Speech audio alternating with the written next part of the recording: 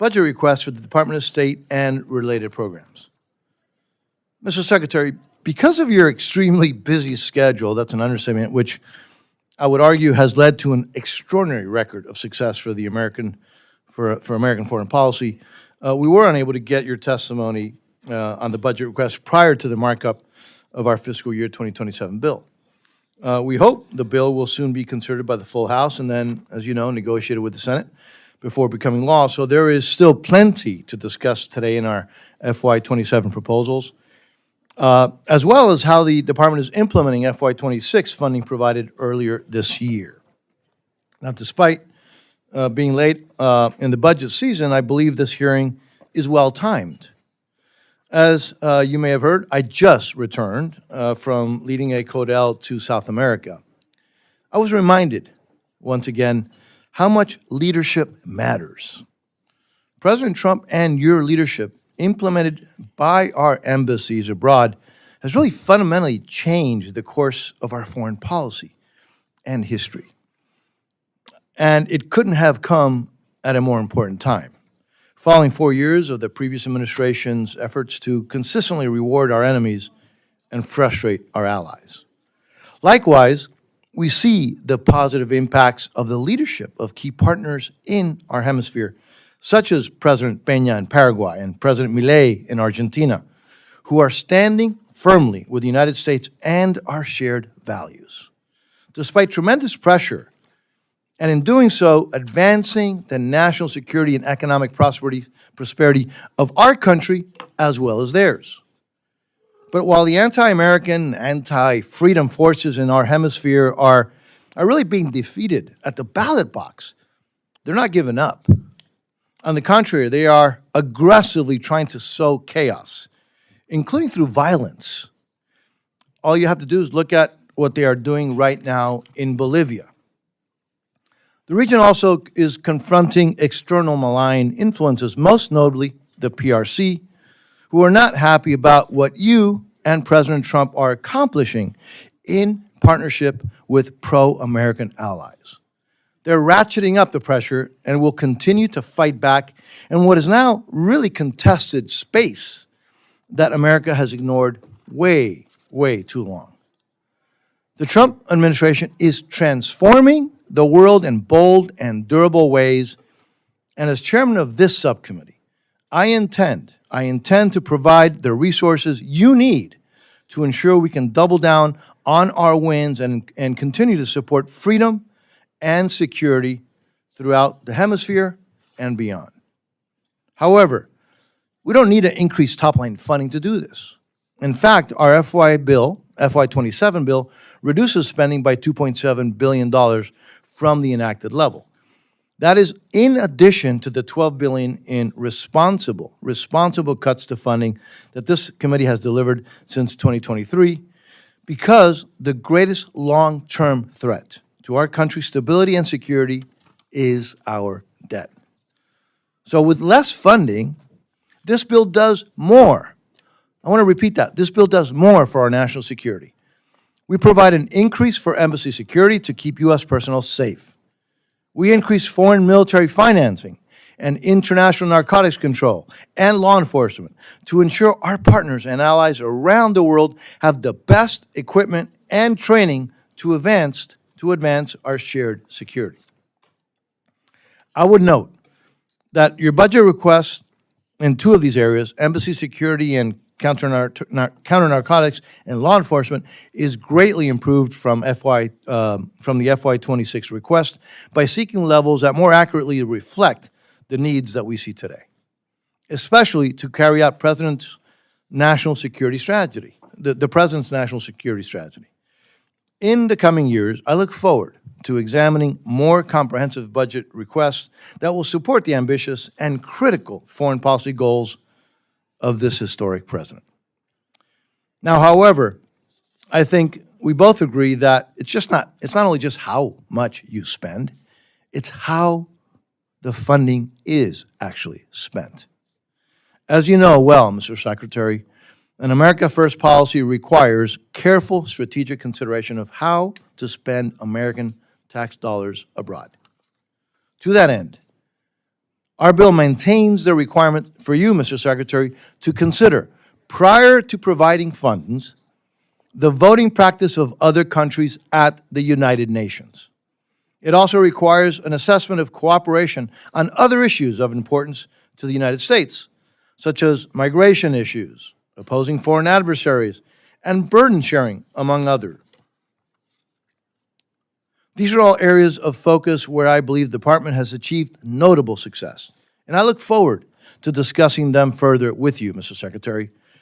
To support a policy of peace through strength, the committee recommendation for fiscal year 2027 once again supports allies and partners of the United States while countering adversaries and those countries and non-state actors that support our adversaries.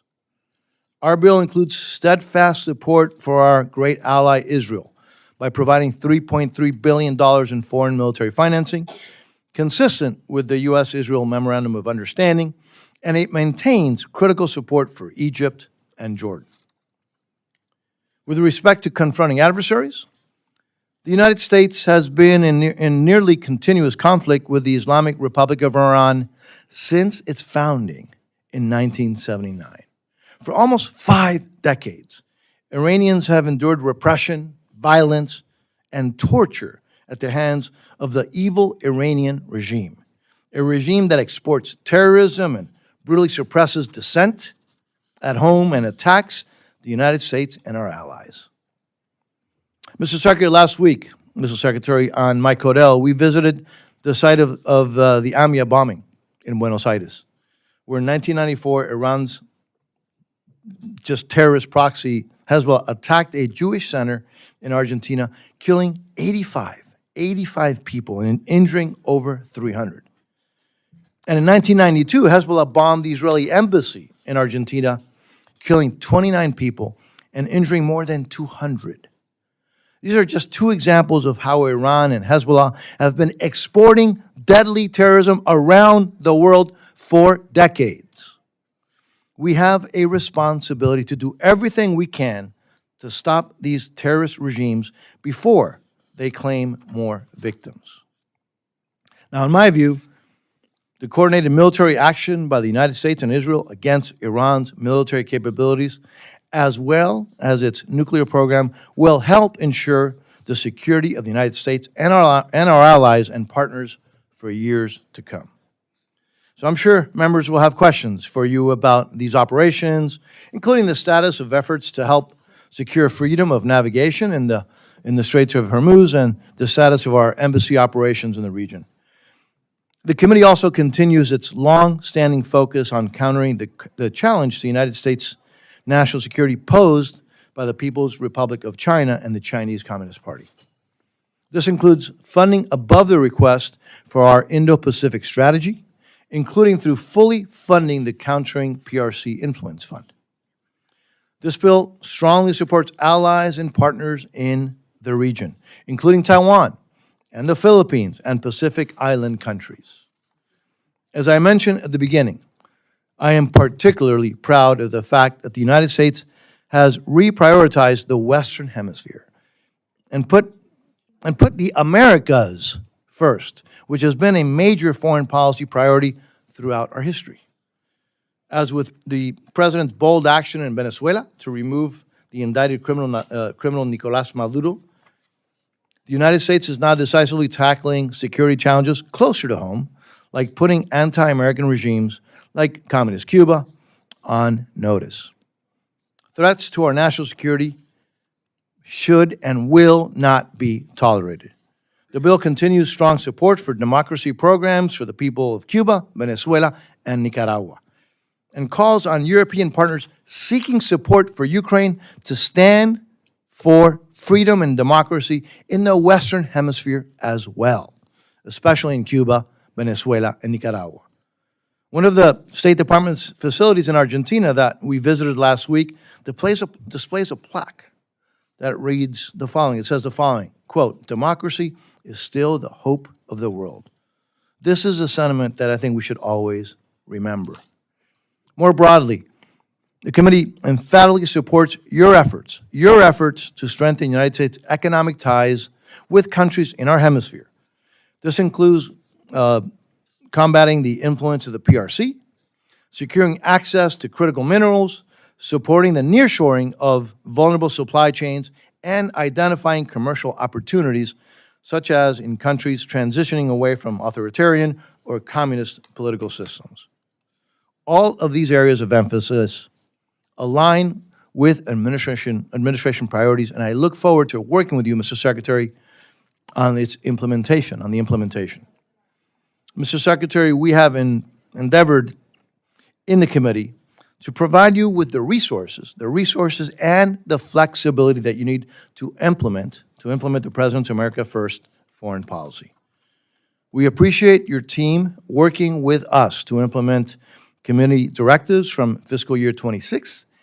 And I want you to know that we work very closely with you on your priorities as we advance this bill through the legislative process. Now, before I conclude, let me thank you for your service and your family, Mr. Secretary, and also reiterate how much we appreciate the service of the men and women of the Department of State. Let me now turn to the ranking member. By the way, another great Floridian, for her opening remarks, Ranking Member Frankel. Thank you, and welcome. Mr. Secretary, you know, it really is something that the three of us all served in the Florida legislature together a long time ago. And I also want to say, I want to just thank my chair, who we work very hard on bipartisanship, because one thing I do really believe is when we're talking about facing the world and the challenges, that we have to try to be on the same page. Now, we do have some differences of opinion, which I will talk about today. And I also want to say, Secretary, I saw you this morning, your testimony. This is a very rigorous day for you, and we see you all over the world. And I thank you for your service. I may not agree with everything you say or do, but I have a lot of respect for the time and commitment that you put into your job. On the budget, I'm not going to talk that much about the budget. I really, the comments I have are really going to be on what's going on in the State Department from our point of view, the Democrats' point of view. We do have a couple of missing members I want people to know, because it's primary day in some of the states in this country, and so they're out actually in their reelection. It's not that they didn't want to see you.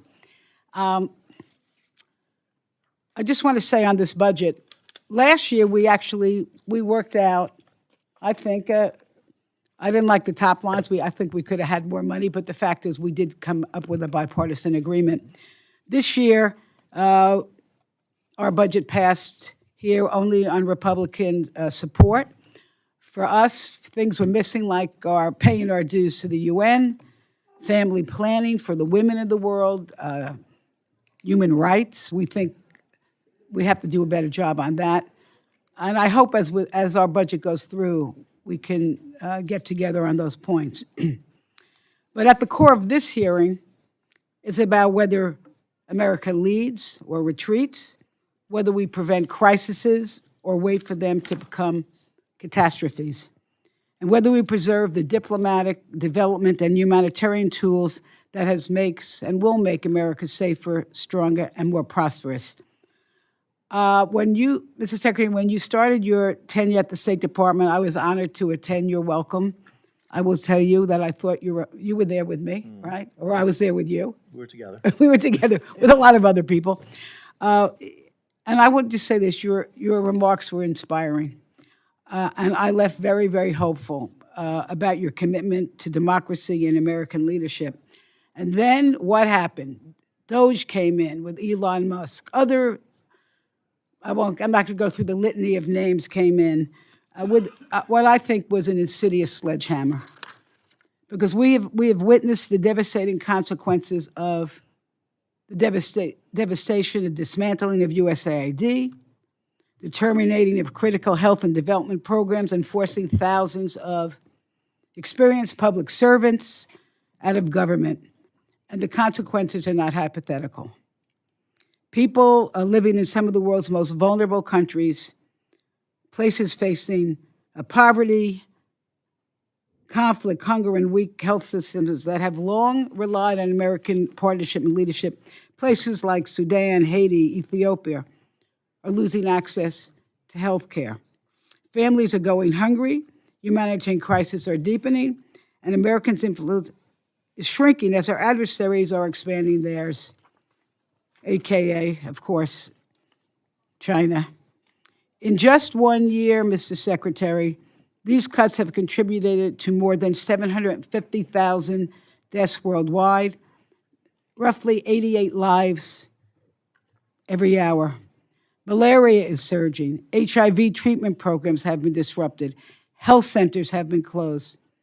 We hear reports from countries like Haiti, the Democratic Republic of Congo, Bangladesh, and Jordan, where cuts to family planning have forced more than 1,400 clinics to shut their doors, leaving an estimated 9 million women without care and contributing to increases in hemorrhage, infection, unsafe abortion, and preventable death.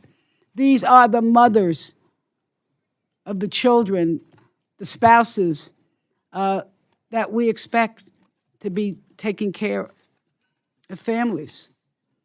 Experts warned us we're on track for millions more preventable deaths by 2030. And meanwhile, a dangerous Ebola outbreak in the Democratic Republic of the Congo is spreading rapidly, making it harder to contain by the administration's decision to cut funding to the World Health Organization, which has resulted in their staff cuts. And now, this is a good one, or a bad one. At the direction of the vaccine conspiracy theorists, also known as Robert F. Kennedy Jr., the Secretary of Health and Human Services, this administration is continuing to withhold funds from Gavi, the Vaccine Alliance.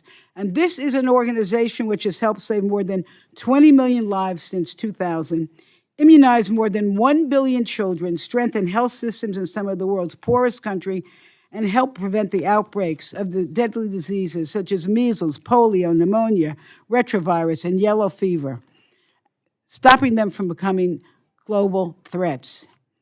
And now, the administration has dramatically expanded the global gag rule, which was in many ways a killer to women, but now to conditioning vast swaths of non-military assistance on ideological requirements unrelated to the mission of foreign aid. And this will disproportionately affect the LGBT community. We should not let ideology get in the way of protecting human rights. At the same time, an understaffed and weakened State Department is expected to absorb the full scope of America's diplomatic, development, and humanitarian responsibilities while operating under restrictive, politically driven directives that often bypass congressional intent. And boy, has that been happening. We were promised that the State Department's reorganization would empower regional bureaus and strengthen American leadership. We do not see that happening. We were told that congressional-directed programs would continue. Instead, priorities that Congress has funded and mandated, including food security, clean water, education, and women's empowerment, have been sidelined with little transparency and no clear implementation. And the reality is simple. Too few people are being asked to do too much without the expertise needed to succeed. More than 100 ambassadorial positions remain vacant, including many in Africa, a continent that will be home to 1/4 of the world's population by 2050.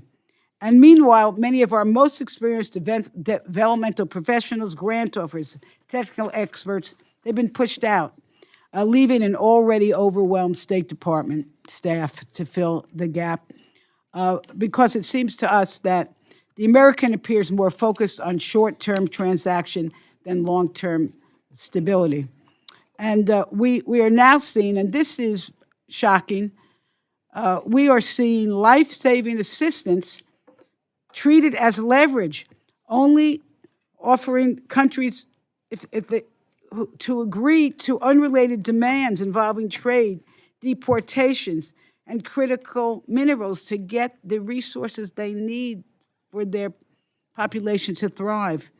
That's not partnership. I call it coercion. And, around the world, the humanitarian crisis continues.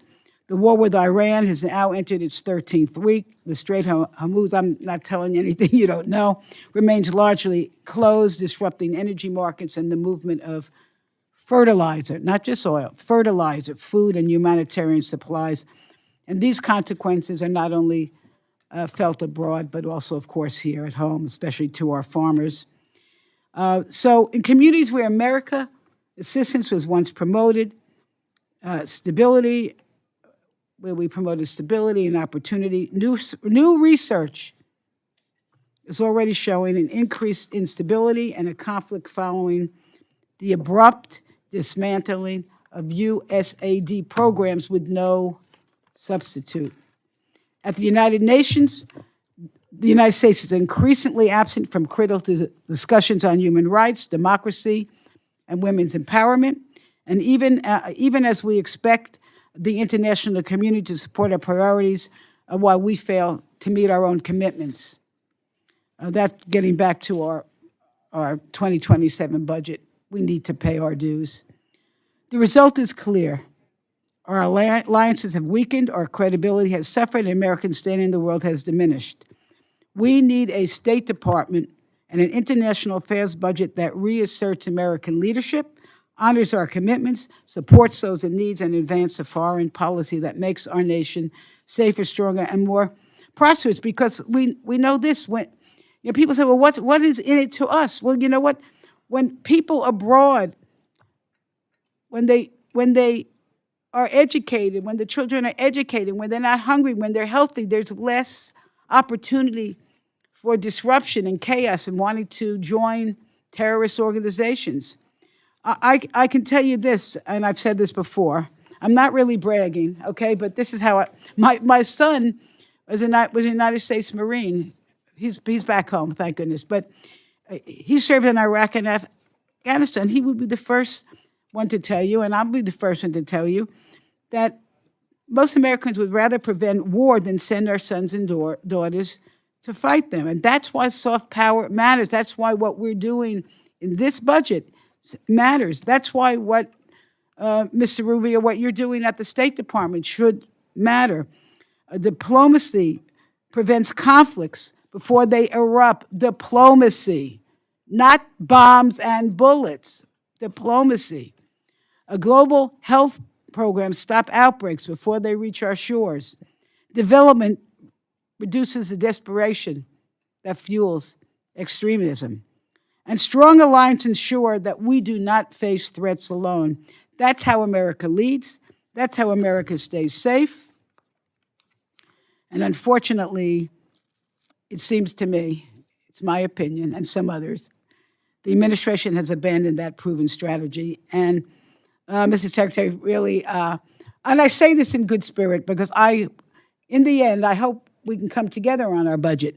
And I hope you'll share today with this committee how the United States intends to meet today's global challenges without sacrificing the diplomatic, development, and humanitarian tools that have long advanced our interests. And we'll look forward to your testimony and to the questions of my colleagues. And with that, Mr. Chair, I yield back. I thank the ranking member. And by the way, having a member of the U.S. military in your family is a very good reason to brag. All right. Absolutely. Okay. So we'll now yield to the ranking member of the Appropriations Committee, Ms. DeLaura, for her opening statements. You're recognized, ma'am.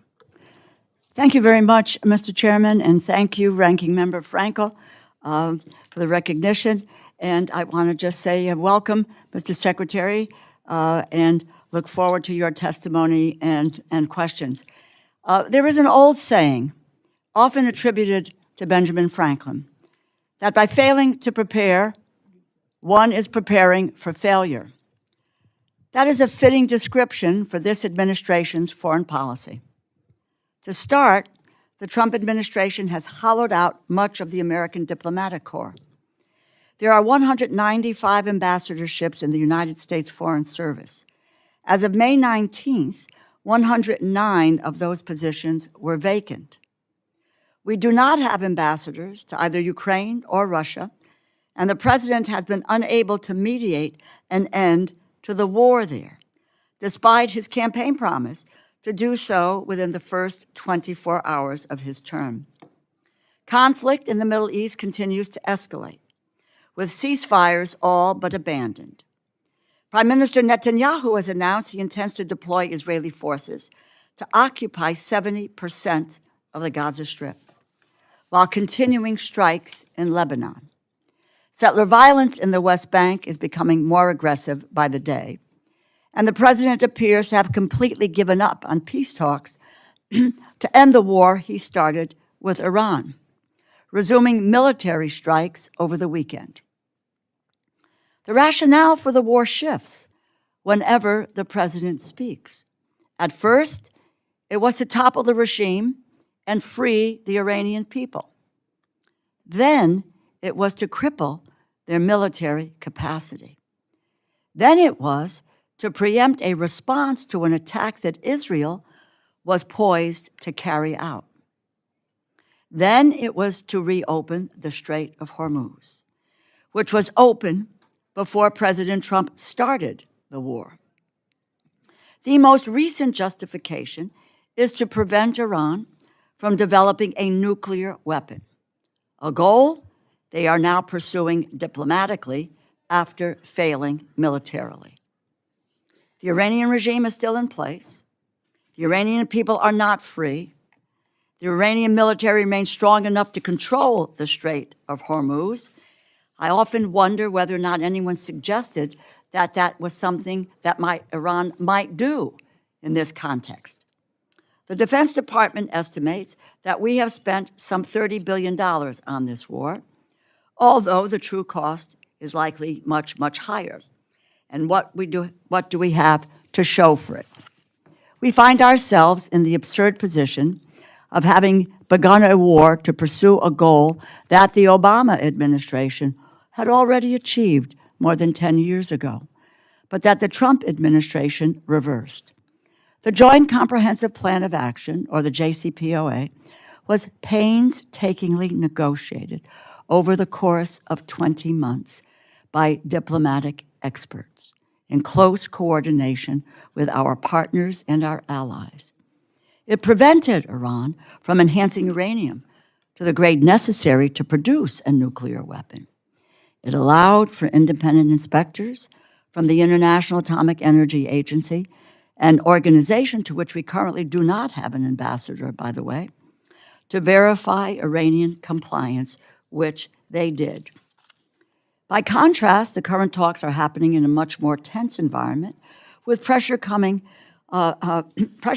that's coming from conflict, ongoing conflicts, and U.S. leveraging tactics. There is no clearly defined plan for how a new agreement would be verified or enforced, and it is unclear what international partners would be involved in supporting or helping to implement it.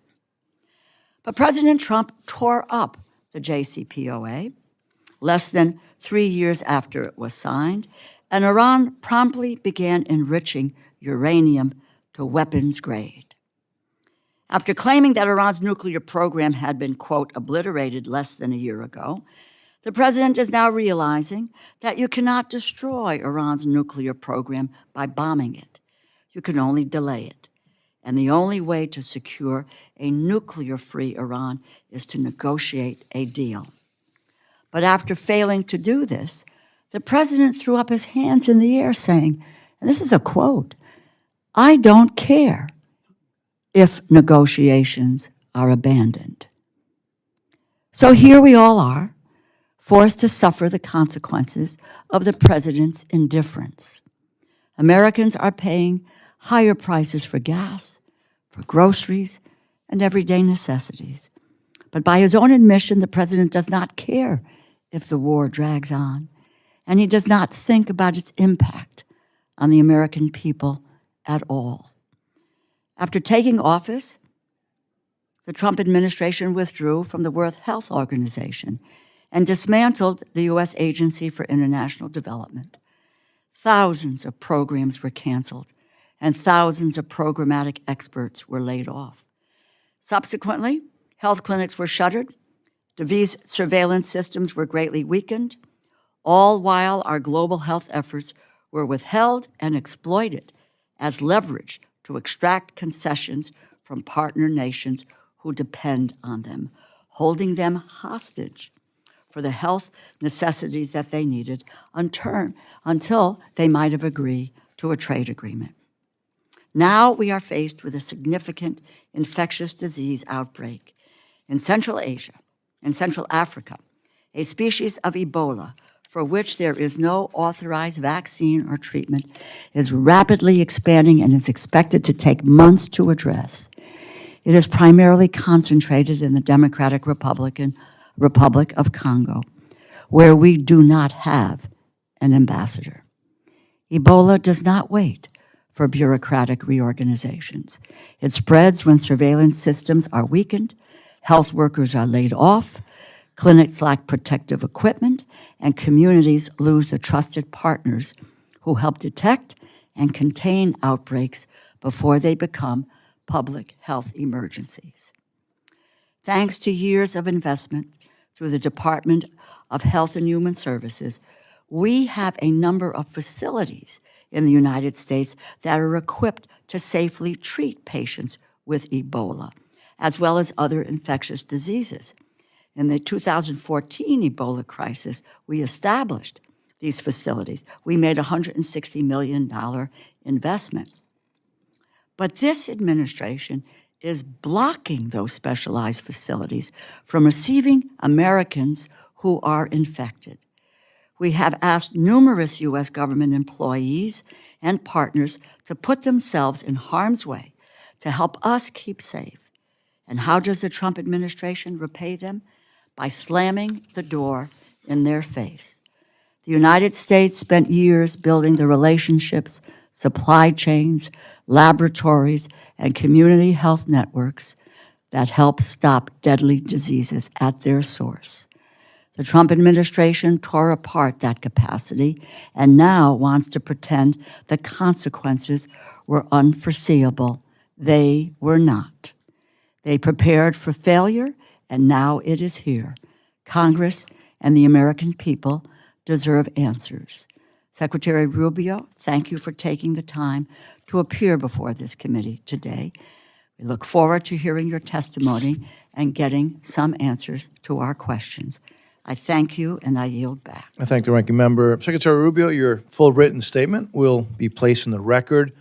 As you know, please feel free to summarize your testimony. And again, thank you for being here. You're now recognized, sir. Thank you. Thanks for having me here today. I think I'm going to skip the long opening. You have it in writing. I'll just do a couple brief points. Rather spend the time on your questions. It'll probably be a better use of our time. Just suffice it to say what I told you a year ago and getting back to that point now. A couple things. In terms of U.S. foreign policy. Stop supporting Israel! Stop supporting Israel! Israel committed a genocide in Palestine. It's still ongoing. And now they're committing another genocide in Lebanon. And what are you doing? You're serving Israel! Stop serving Israel! Stop serving Israel! All right. The core of our, is that, can continue now? All right.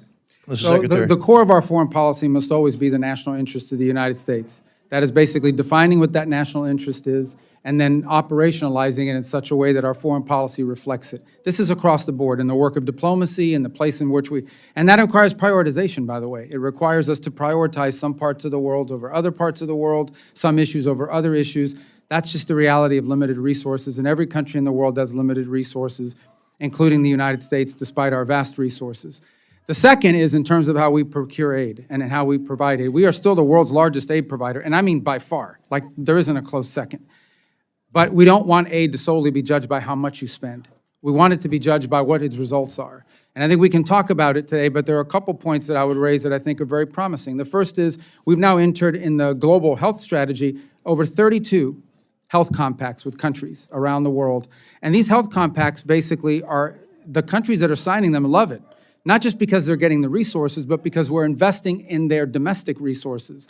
In essence, we are trying to lay the groundwork in many of these countries where one day they will no longer need foreign aid because they will be able to sustain it. We're helping build the internal infrastructure other than as opposed to relying on extensive NGOs and things of this nature in the long term. We want them to build their own domestic capacity. We'll help them, and they're very happy because it also gives them sovereignty over the way some of their aid is being dispersed in those countries. Likewise with humanitarian assistance. One of the great success stories of the last year is we are able, in a time of disaster, to respond faster than we were responding under previous administrations and organizations, and with much more effectively. Jamaica is a great example. They had a hurricane in the Caribbean. Jamaica was heavily impacted. We were able to respond very quickly and very effectively. The same has been the case in a couple of typhoons, and we're doing it now with Ebola, where we were able to program upwards of over $200 million very quickly in responding to it, down to the point of being able to, even through diplomatic means, establish a facility in Kenya for any Americans that are infected as an observation post for Americans. If someone's infected with Ebola, they will be transferred to a facility that could care for them. If they're not infected after the observation period, they'll be able to return to the United States or wherever it is they're traveling to. But we've also provided assistance to the individual or partners that we have at the UN and in other places in providing aid immediately. So I would say that today, foreign aid has become more nimble, more responsive. It's operating faster because of some of the flexibility that you've given us to respond, but also more creative. And that's particularly true in the global health strategy. We can talk more in depth later on about some of the arrangements that we've made with international organizations. As an example, the Global Fund, and our ability to meet our commitments to them. We've worked very closely with them. They're very, very happy with the way we've outlined our contributions to the Global Fund. I think there's a statement today from the UN and OCHA on the work that we've done with them and the ability to provide them the funds and resources necessary to carry out their mission. So I would just say that I feel like, while it is still ongoing and there's only always a process, I feel like we have made dramatic improvements in the way American foreign assistance is delivered across the world, but we're able to do it now, not just in a targeted way, but in a more effective way, in which it's not simply being judged by how much money you're spending, it's being judged by what results are you getting from it. And there'll be more to talk about in the field of PEPFAR, and otherwise, if you want to ask about those, I'll find a way to work it in. But I don't want to take any more time. I want to get to your questions, so thanks for having me. Well, thank you, Mr. Secretary. And for the members, I'll call on members based on seniority of those present when the hearing was called to order, and as always, going alternating between each side. Each member will have 5 minutes for questions and responses. I anticipate that we'll have enough time for 2 rounds. So let me begin, Mr. Secretary. Mr. Secretary, if a country is a U.S. designated state sponsor of terrorism and ordered its Air Force to shoot down unarmed U.S. civilian aircraft in international waters, and kidnapped and held hostage a U.S. humanitarian aid worker, and harbored terrorists and fugitives from U.S. justice, and closely is allies with another state sponsor of terrorism, which is Iran, and provided intelligence and security support to the narco-trafficking, anti-American Maduro regime in Venezuela, and was found smuggling hundreds of tons of weapons material to North Korea, and repeatedly welcomes Russian spy and warships, and encourages thousands of their nationals to deploy to Russia to fight on Russia's side in Ukraine, and is currently giving China access to spy facilities with signal intelligence capabilities, and furthermore orchestrates an extensive espionage network against the United States, and has over 300 military drones within reach of U.S. territory, including U.S. military installations and nuclear facilities.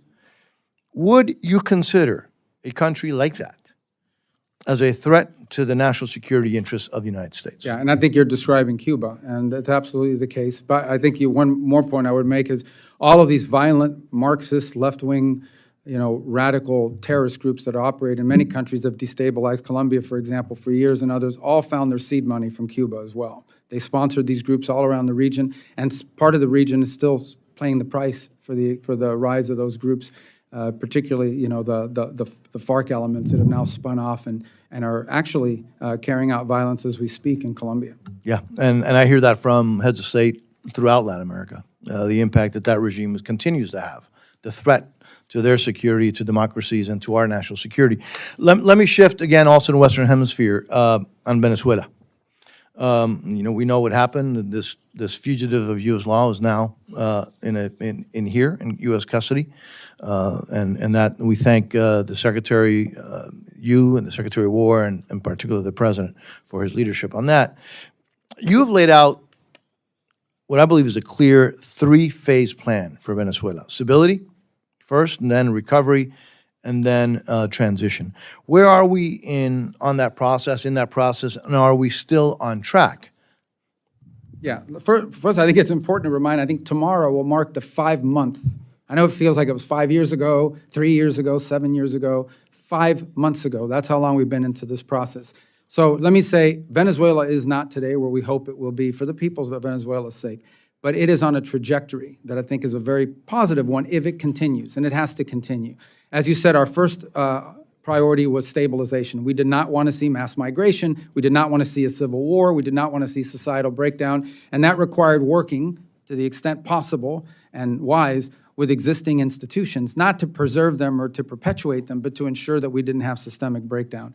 The second is recovery, which is the phase I would argue we are primarily in right now, and that is the ability to recover their economic vibrancy, to allow small businesses to develop and the like. And part of that is ensuring that the wealth of that country, which is primarily through mineral resources and energy resources, are going to help the people of Venezuela directly. And that's what you see through the Treasury blocked account, is that the money that they're generating from these oil sales is being driven to pay for things like salaries and to buy medical equipment, and things that are beneficial to the people, not being pilfered and used as side hustles to help, cronies. Obviously, more work remains to be done. Ultimately, and other things that need to happen, ultimately, the answer in Venezuela is a free and fair democratic election, because it's not just the right thing, it also is necessary in order for them to be able to attract the kind of investment that they want.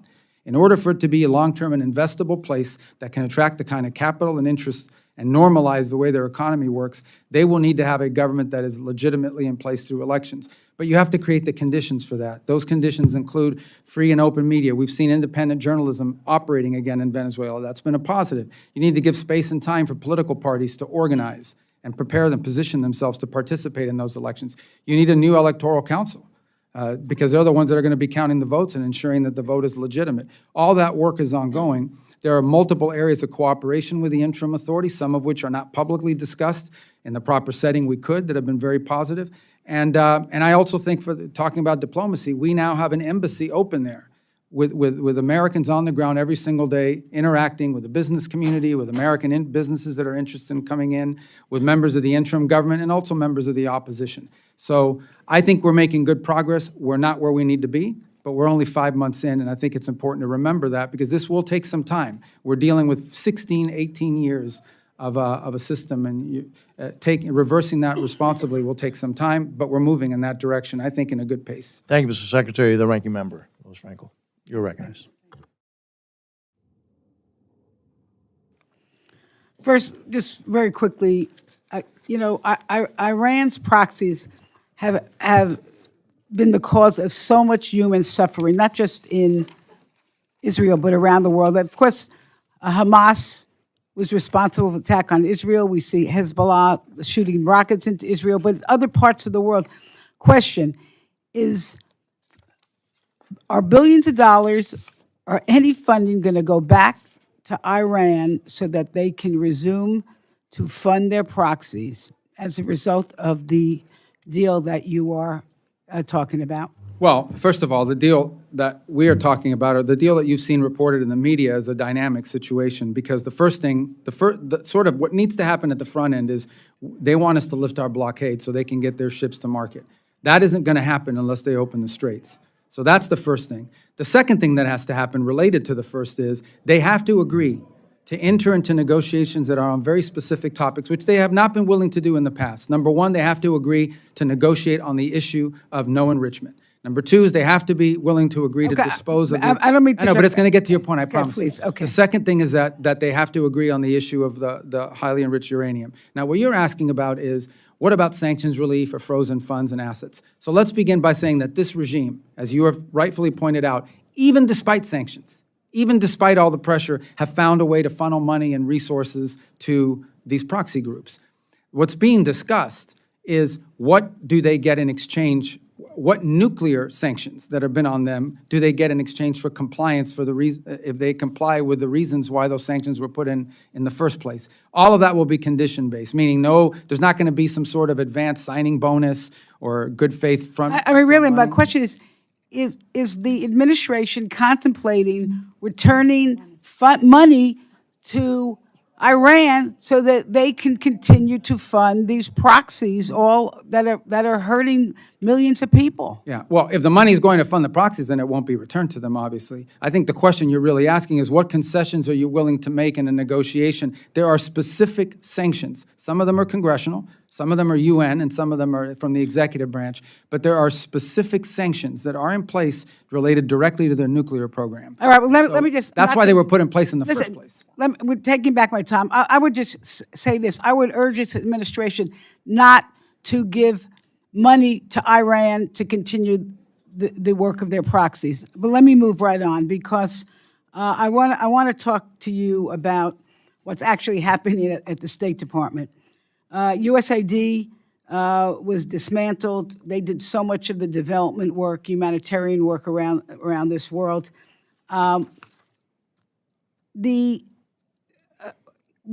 You told us that the regional bureaus and embassies were going to do the work.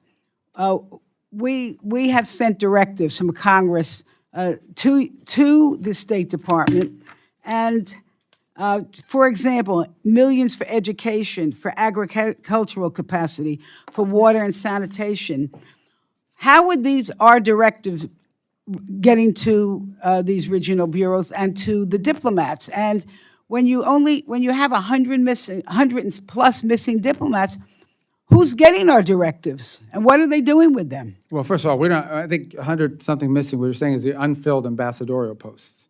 But every mission of the United States is staffed. If they don't have a Senate-confirmed ambassador, and we would prefer to have Senate-confirmed ambassadors. Now, as you know, there's a process for doing that. Some of it's, I think we've only gotten like 100-something nominees in State Department through the Senate, and some that I think we need to pick up the pace in terms of appointing people to some of these posts. And believe me, I want that to happen. But I don't nominate them, so we have to work with the White House to get those names out there. Now, on your fundamental question is, what is the role the Embassies and Regionals Bureau play? And I think the answer to that question can be found, again, I want to harken back to these global health MOUs with 32 countries, which is a conglomerate of different aid programs that are involved in helping with health, and it could include water projects.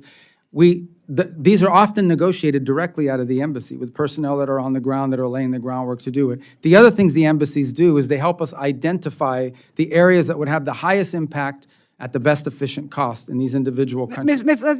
Sorry to interrupt you, but what I'm worried about, what a lot of us are worried about, is the lack of expertise. The expertise, so your people in the various countries even know what to do. What has happened to that? So there were thousands of people fired. I mean, how do we know that in each of these countries you have someone there who knows how to fix a water system? Well, first of all, I think that we would ideally do in every one of these cases that we would be partnering with the local government, with the domestic government, with our host nation, to ensure that we're relying on building their capacity to do this work. And our job, it depends on the country, and that's the unique part of the way I approach this. You could do a bucket, and you can say, this is money for X, and it has to work exactly the same all over the world, or you could do it the way we're doing, which is understanding that a health MOU with one country maybe look very different than what a health MOU looks like in another country. And then we would have to hire or add, depending on the contract, whether it's an international partner or others, if necessary, the expertise for implementation. But the key to the front end of it is identifying what those unique opportunities are, because I can tell you, going through the 32 MOUs, they are all different. And Mr. Secretary, I can tell you this, that because of whatever the lag time, the lack of expertise right now, there are literally thousands and thousands of people dying. I know there's. By the way, I just don't agree with that number. But Mr. Chair, just one question. And we'll have another round. Okay. We'll have another round. One more thing. This is very important. All right. We have. She is a Floridian. I'm going to have to give her. I understand. No, we have heard. First of all, this country right now has a immigration policy which is an abomination. We're taking innocent people who have committed no crimes off the street, and we are sending them to countries, some of them that they have no connection to, and we are hearing that the State Department is out there making deals with foreign countries and saying, if you want to get development funds or health care or humanitarian funds, you must take X amount of deportees. And Mr. Secretary, you're going to have to answer that relatively quickly because we're way Yeah. past time. I don't know where you've heard that from. We have certainly negotiated third country agreements with multiple countries around the world, but none of them are under threat. In some cases, for example, they have said, well, we'll do this for you but we have some costs associated with assuming this responsibility, and we provided them funds to deal with that. But I can't recall of a single instance, I don't know who's reporting this to you, where we're basically threatening a country that we're gonna never deal with them again if they don't help us. But obviously, we are friendly and help, but this is the way diplomacy should work. Honestly, let's be frank. We are going to reward those that are good to the United States. We're not gonna be as friendly to places that are not furthering our national interests. For a long time, this has been going on. There are countries around the world where we were spending millions and millions of dollars, and they vote with us, against us, 99% of the time at the UN, and all the commercial contracts are with China. But yet, we're funding their entire healthcare system. Look, I think that's a legitimate thing to say, hold on a second, does this make sense? All right, let's move on, and we've given the ranking member, because she is the ranking member, and she's my friend and partner, way over time, and thank you, Mr. Secretary, for indulgence. Speaking of now, the Vice Chairman of the subcommittee is recognized. Mr. Edwards. Thank you, Mr. Chairman.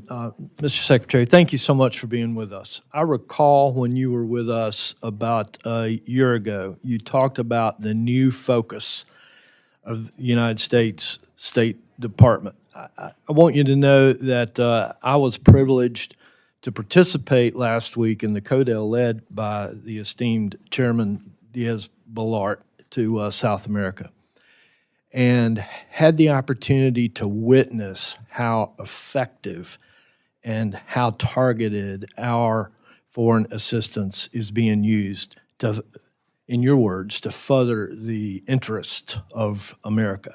It was so incredibly obvious through the empowerment of the ambassadors that I was able to meet there, through the sense of respect that those ambassadors carried, along with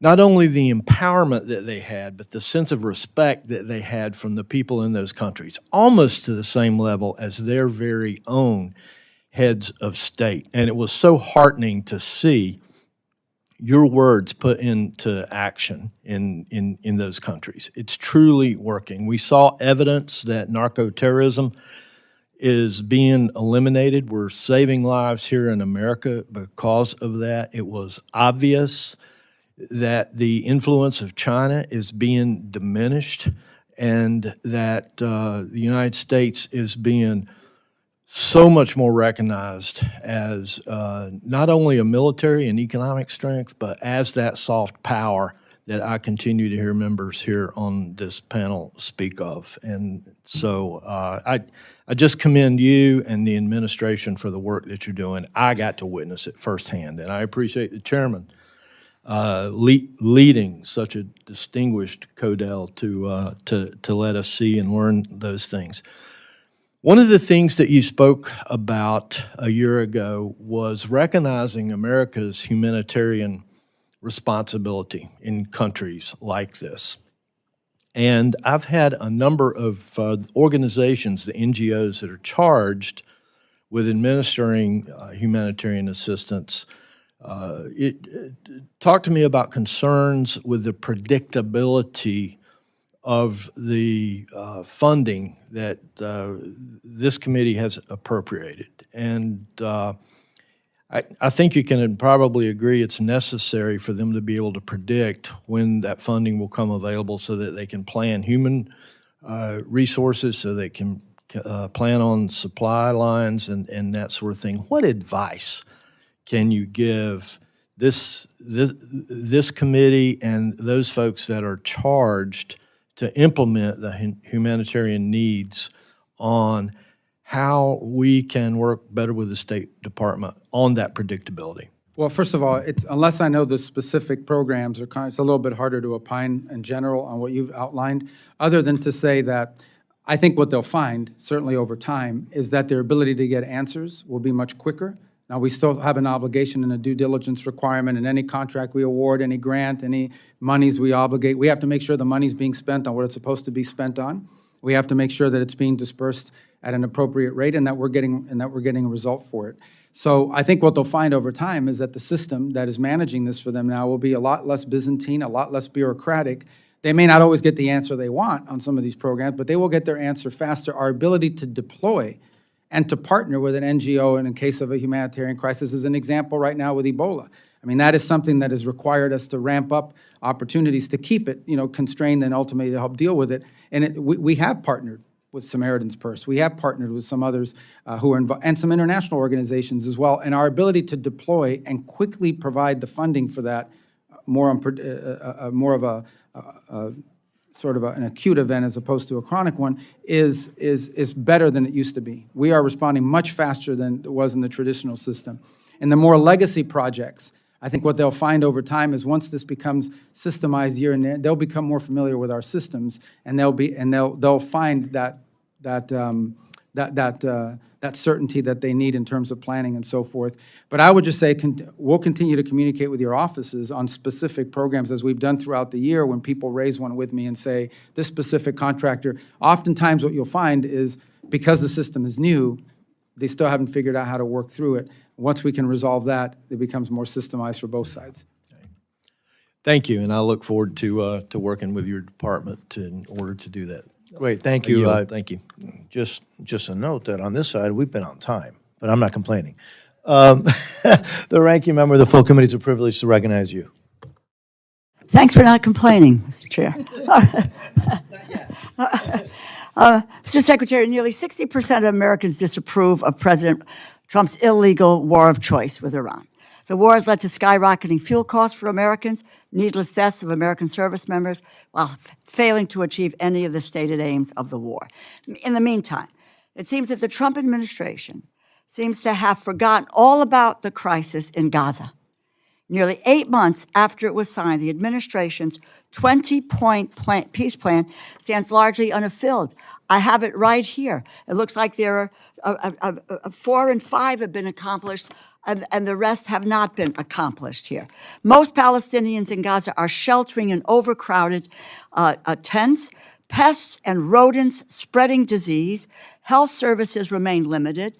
Israeli military strikes have escalated despite the ceasefire, pushing the total death toll to nearly 73,000.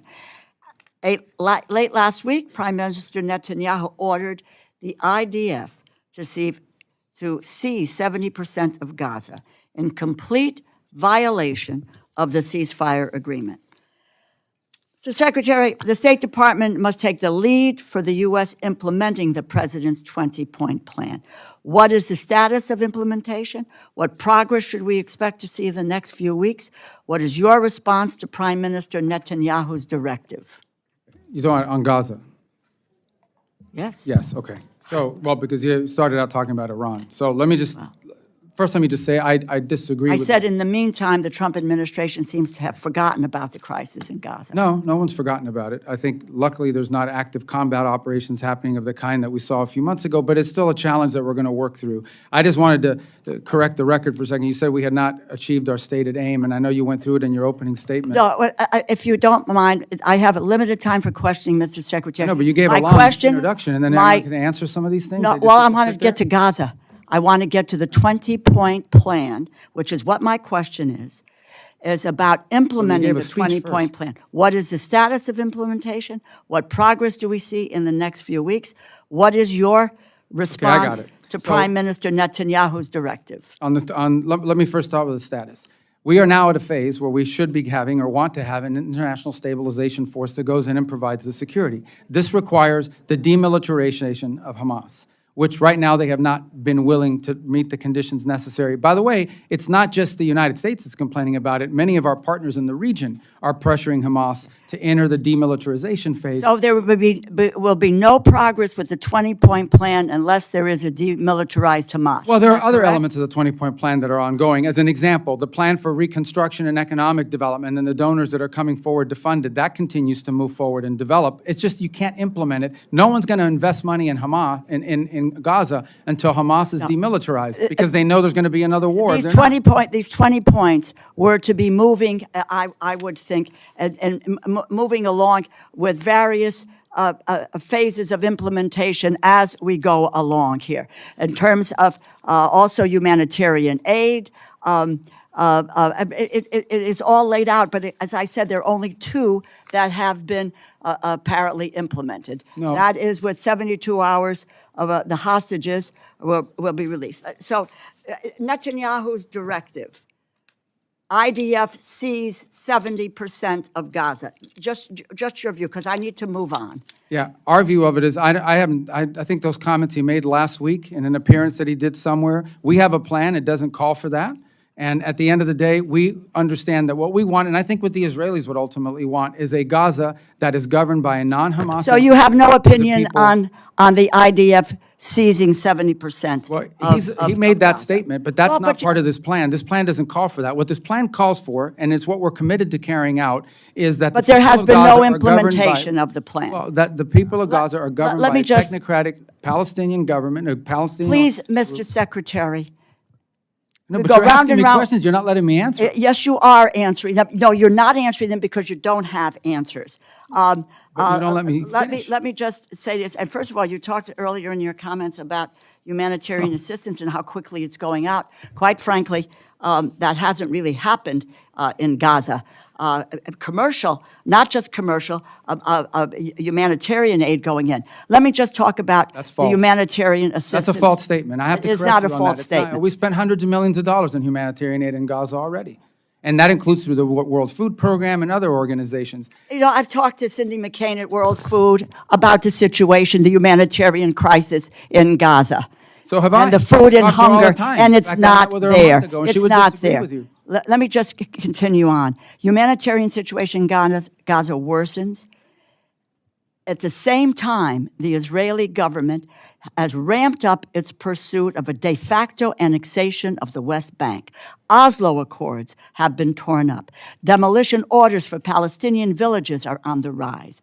Incidents of settler violence have surged with no accountability, and the construction of settlements and outposts continues at a rapid speed. From May 12th to May 18th, Palestinians faced more than 50 attacks by settlers across the West Bank, including arson attacks that damaged a mosque, homes, farmland, and vehicles. The UN Office for Coordination of Humanitarian Affairs has documented an average of 6 such attacks per day. The Israeli government has begun proceedings to demolish the Palestinian community of Khan al-Ahmar, just east of Jerusalem, as part of its goal of constructing settlements along the E1 corridor, which would bisect the West Bank, foreclose the possibility of a continuous Palestinian state. Mr. Secretary, do you believe that the situation in the West Bank is one that leads to greater cooperation between Israelis and Palestinians, or will create conditions for a two-state solution and promote Israel's two-state solution, in my view, will promote Israel's long-term? As the president has stated clearly and repeatedly, he is not in favor of these changes or these changes in the status in the West Bank, that it potentially complicates our ability to work out the deal in Okay, Gaza as thank well. you. And the president's been consistent. He has said this multiple times, and we've shared that with our Israeli counterparts as well. And what are we doing to deal with settler violence? We will the do West that on Bank. the, if that's all right, we'll do that on the second round. Fine. Because we're way over. Thank you very much, No, Mr. thank you. Chairman. Thank the ranking Thank you. member. Thank you. Mr. Molinar, who's also the chairman of the Select Committee on the CCP, is recognized. Thank you, Mr. Chairman. Secretary Rubio, thanks for being with us today, and thank you for the important work you're doing around the world and for the sacrifice you and your family are making in order to do that. We appreciate it. Also, just want to say my apologies for the young gentleman from the CCP-funded Code Pink, who interrupted your opening statement. I want to go right into some questions about the CCP. I wonder if you could characterize China's support for Iran, military or otherwise. Okay, well, it's an important question. I think, let me start with this point. I don't think the Chinese have publicly said and repeatedly said and told us in our visit as well, they are not in favor of what Iran is doing in the Straits. They are opposed to that, as is virtually every country in the world, some obviously more open than others, but they've stated that point. I would say that China has not provided any assistance to Iran that in any way impeded our operations or ability to operate. They clearly have had a previous relationship, and you can see that in some of the military equipment that they have is certainly of Chinese origin, and likewise. But we have seen no signs in the short term that during this situation, that anything they've been providing them has in any way changed the dynamic in the battlefield, and I think they've been quite cautious about engaging themselves in it. That said, we would like to see their help at the United Nations. We have a resolution right now. It has the highest number of co-sponsors of any resolution ever proposed before the Security Council that would, create authorities to deal with what's happening in the Straits. And unfortunately, the Chinese continue to threaten a veto of it. So if, in fact, they are against the closure of the Straits, they should be endorsing this, or at a minimum, abstaining and not using a veto of it. The Russians are another matter, of course. They're vehemently opposed to that resolution for a variety of different reasons. But I would say that as time goes on, the Chinese economy will begin to be negatively impacted by what the Iranians are doing for two reasons. The first is because the concept of a tolling system sounds intriguing. The reality of it is very hard to implement. And in fact, you saw a Chinese destined vessel attacked and hit 2 weeks ago by the Iranians. And the second is because for an export-driven economy like China, to have countries around the world's ability to purchase diminish as more of that goes towards fuel, that will begin to have an impact on their exports as well. So I think China, in the short to long term, should have, and we've made this point to the Chinese, have a vested interest as well in ensuring that Iran stop its activity. Thank you. There was a media report recently that Iran may have used a Chinese missile to shoot down a U.S. fighter jet. Are you familiar with that report? That report, I can't comment on the specific technology that they use. Suffice it to say that, look, they do own Chinese systems. They own some Russian systems, and they've developed some native systems, especially in the drone technology. But I don't know specifically of that. I mean, I'd have to refer you to the Department of War. I would hate to comment on something and give you a misleading answer. Thank you. During the recent China summit, I was thankful President Trump raised the issue of China's prisoners of conscience, and the president indicated that Xi Jinping is seriously considering the release of Pastor Ezra Jin, and I know this is something you care deeply about. Have there been any tangible follow-ups or indications regarding this case or others like Jimmy Lai since the summit?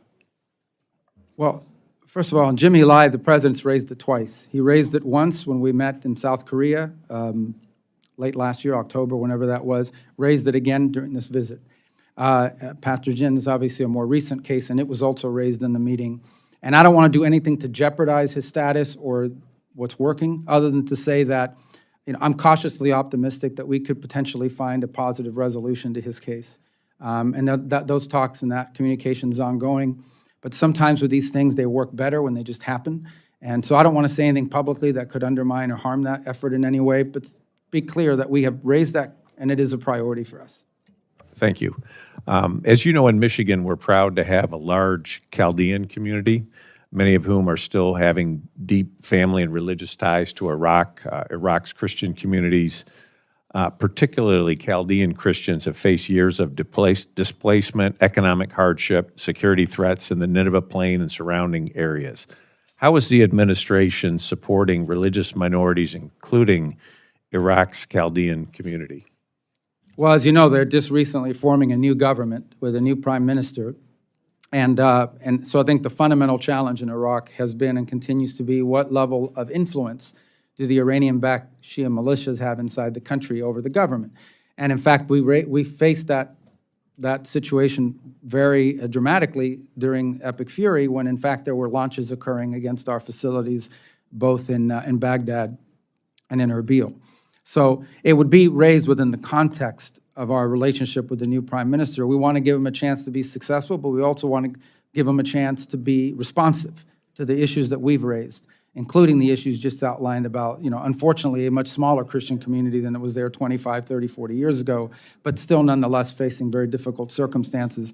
Obviously, we also want to see a government that's less under the domain or control of these Iranian-backed militias who still remain very powerful in the country. So those have been the leading features, but we're going to give this new prime minister a chance. We're willing to do things that are helpful to him, but obviously we have things that we're concerned about, primarily the Iranian Shia militias and the influence they have and the danger they pose to the region and to the country. But related to that is the issue you raised, and that is these minority communities inside of Iraq who have faced oppression now for the better part of 20 years and have seen their numbers in areas diminish as more and more people have left the region. But it is a priority, and we do raise it because we think it's important for a sort of a diverse nation like Iraq, for every segment of society to have not just representation, but to feel safe and respected inside the country. It is a feature of our talks with them. Thank you. Thank you, Mr. Chairman. Thank you. Ms. Meng, you're recognized. Thank you, Mr. Secretary, for being here. As the daughter of immigrants, I'm so proud to represent Queens, New York, the world's borough, and a strong community of immigrants and refugees, including a large Afghan community. Even though we promised them safety in exchange for risking their lives for our country, thousands of our vetted Afghan allies remain stranded abroad, including relatives of some of my constituents. Last month, this administration reportedly decided to close Camp Asaliya and force 1,100 Afghans there to choose between going to the Democratic Republic of the Congo, where they have no ties and which is facing an Ebola crisis, and Afghanistan, which would be a death sentence. What is the plan to help our vetted Afghan allies who were promised safety in the U.S.? Yeah, well, the plan is, and we're working on this very actively, and is to have more than just those two alternatives. And obviously, the Afghan alternative is not one that's realistic for most of them. And so we're engaging every single day, and we think we have a number of other countries that are willing to. Now, the question is not countries willing to assume.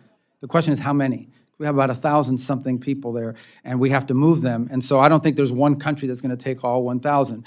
But it has to be countries that, A, are willing to assume some of this responsibility in numbers that are manageable to them, but also places that give more options to these individuals that they would be comfortable going to. So we are very actively engaged in this. As you know, we have a lot of Capitol Hill engagement on this issue from both sides of the aisle. It's a priority for a lot of people. And we don't want to see a situation where any of them are being forced back into Afghanistan, because that's just clearly not an option for some of them. The case of relatives of American citizens, I think, is a separate case in the sense that they have ties to the United States. And so that process, the processing is still ongoing in terms of the applications, the background checks, and the vetting, and so forth. We're obviously operating right now under a directive that prohibits the entry of Afghans into the United States, but that could change at some point, and that we'll be able to facilitate some of those. But that issue right now is we're just trying to find more countries that will step forward and being able to assume. In some cases, it might be 200. In some cases, they might be able to take 150, 300, but give them some options other than just those two that you've just outlined.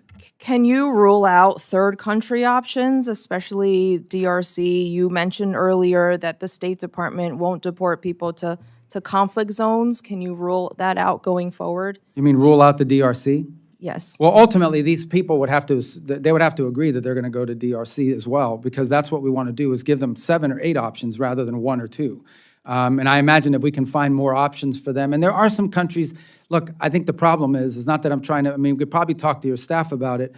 A lot of these countries are in nascent talks with us about their willingness to assume some of these people, but they don't want me announcing it at a hearing, because then they have, newspaper and media going crazy in their country about what does this all mean. But I can tell you that I know of at least 5 other countries that we have spoken to that seem at least open to the idea of assuming some number of these refugees. We'd like to get these people more than just 5 options, maybe 5 or 6 or 7. Are they conflict zones? Can we rule out deporting people to conflict zones? Well, I don't remember all 5 or 6 of them, but I don't think that any of them would be conflict zones, is my recollection.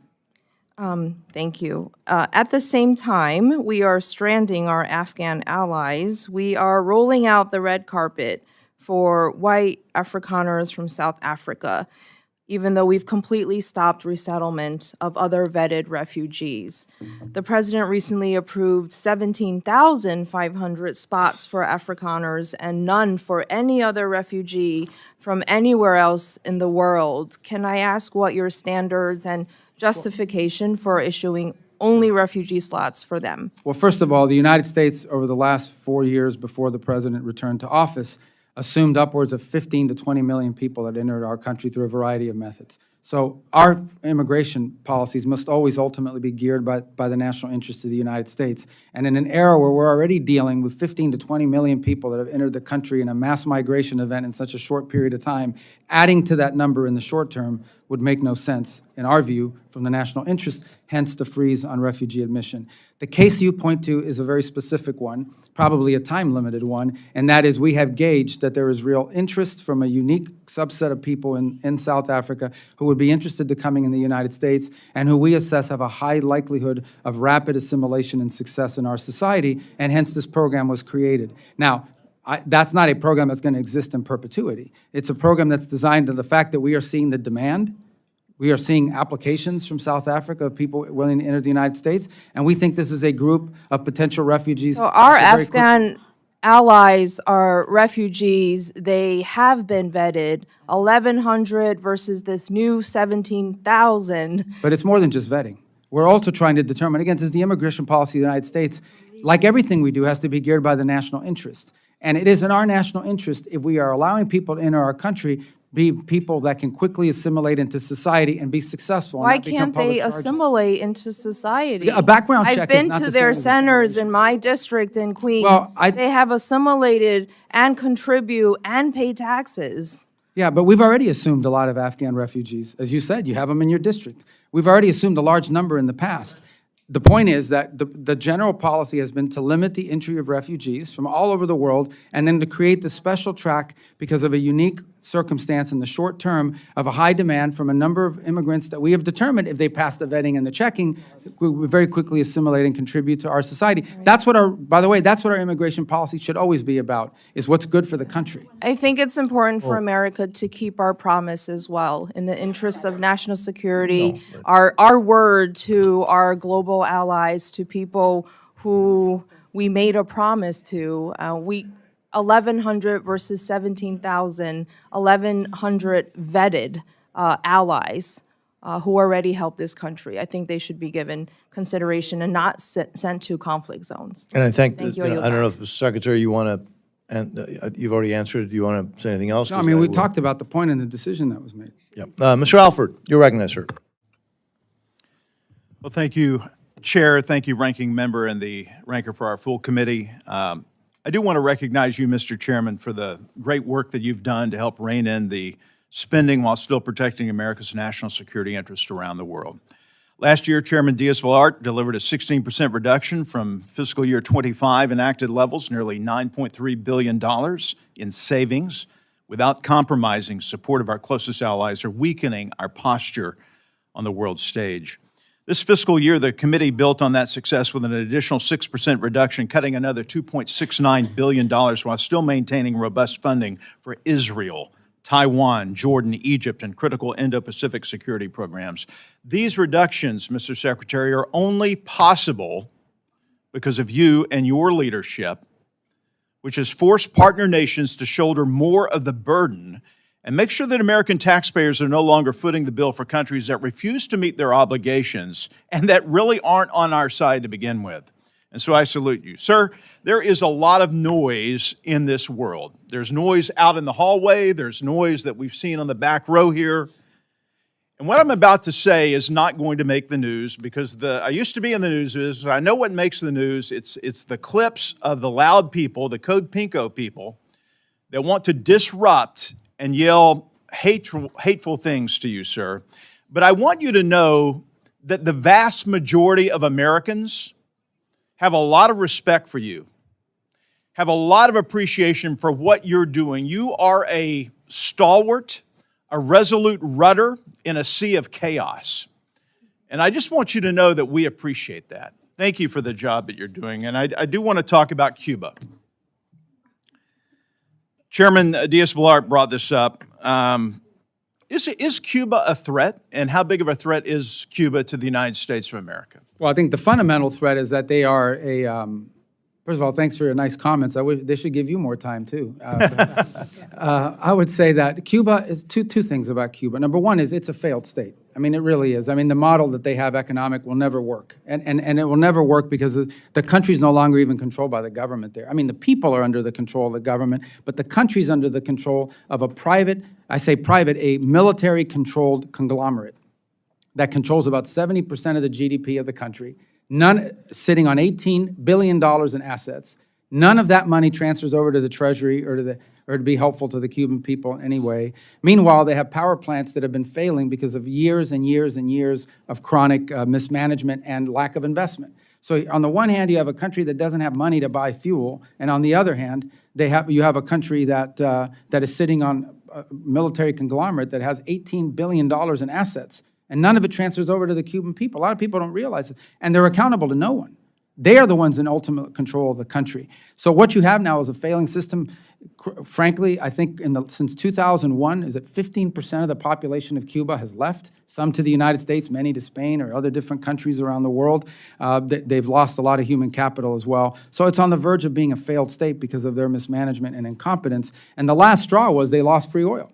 Maduro used to give them free oil. That's really the biggest change since January, is they no longer are getting free oil.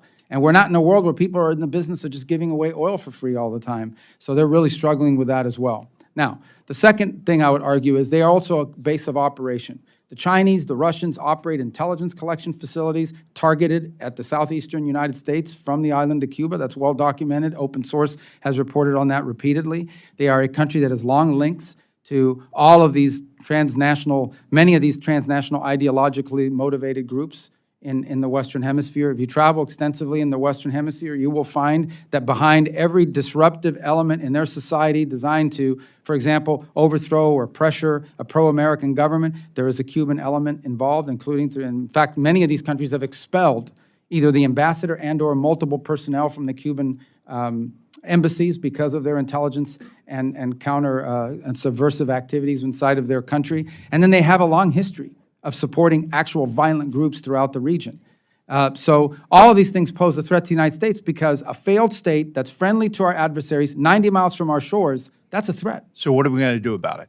Well, the first thing we're trying to do about it is find a better way forward for the people of Cuba. By the way, we've made offers to them in this regard. We have offered to distribute $100 million of humanitarian aid through the Catholic Church and other non-governmental organizations. First, they denied we made the offer, so then we went public with it. Then they said they would accept it, but since then have not been willing to follow up on how that distribution would work. We're fine with it as long as it goes to the Cuban people. Because if you distribute it through them, here's what happens. The products wind up on the shelves of the dollar stores controlled by the conglomerate that I just outlined. We know that for a fact. You see the same products, but we've delivered humanitarian aid in Cuba through this mechanism, $3 million after the hurricane that went directly to the Cuban people. In many cases, we wish we had 6 million destined, but only 3 million has been distributed, unfortunately, because they've impeded some of it. And all of it marked with a gift from the people of the United States, so they know where it's coming from. We're offering to do that. We've made offers on a bunch of other things as well. So far, but ultimately, I remind everybody that U.S. policy towards Cuba is governed by law. It's statutory. There's statutory requirements for us to change our policies towards Cuba, embedded in the law in Helms-Burton that passed in 1996. So that governs, that's the official policy of the United States. It's embedded in statute. So we have to stick within those parameters as well. Thank you. I've gone over. I yield back. Thank you, sir. Mr. Siscomani, you're recognized, sir. Thank you, Chairman. Thank you, Secretary Rubio, for being here with us. Thank you for taking time and answering all the questions. I want to take a moment and start with recognizing the Western Passport Center in my district. They're doing an incredible job. I consistently call, my office does, for passport issues there, and the volume that they handle is incredible, and their customer service is as high as it could be. I visited it in 2024, and just to thank them, and I want to just highlight them for you, just because they're doing such a great job. So I want to start out with that lighter note, I think.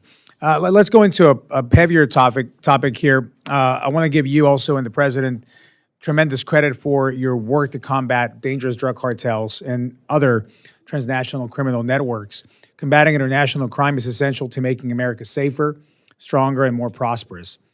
I want to ask you about another damaging form of international crime, which is human trafficking. This issue hits close to home for my constituents in Arizona. The Department of Justice has identified Phoenix as one of the top human trafficking jurisdictions in the country. And as one of 4 states bordering Mexico, Arizona is a major transit point for traffickers.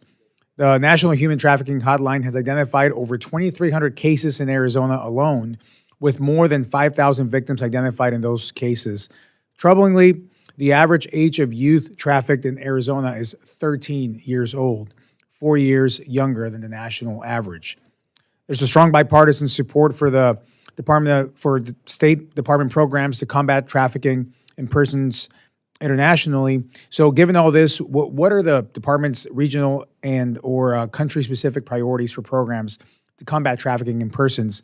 And how are you ensuring that these programs are successfully implemented in support of the national security interests of the U.S.? Thank you. And obviously, when we talk about human trafficking, you're talking about the international element to it. From our perspective, there's obviously a domestic issue as well, but that's separate from our involvement.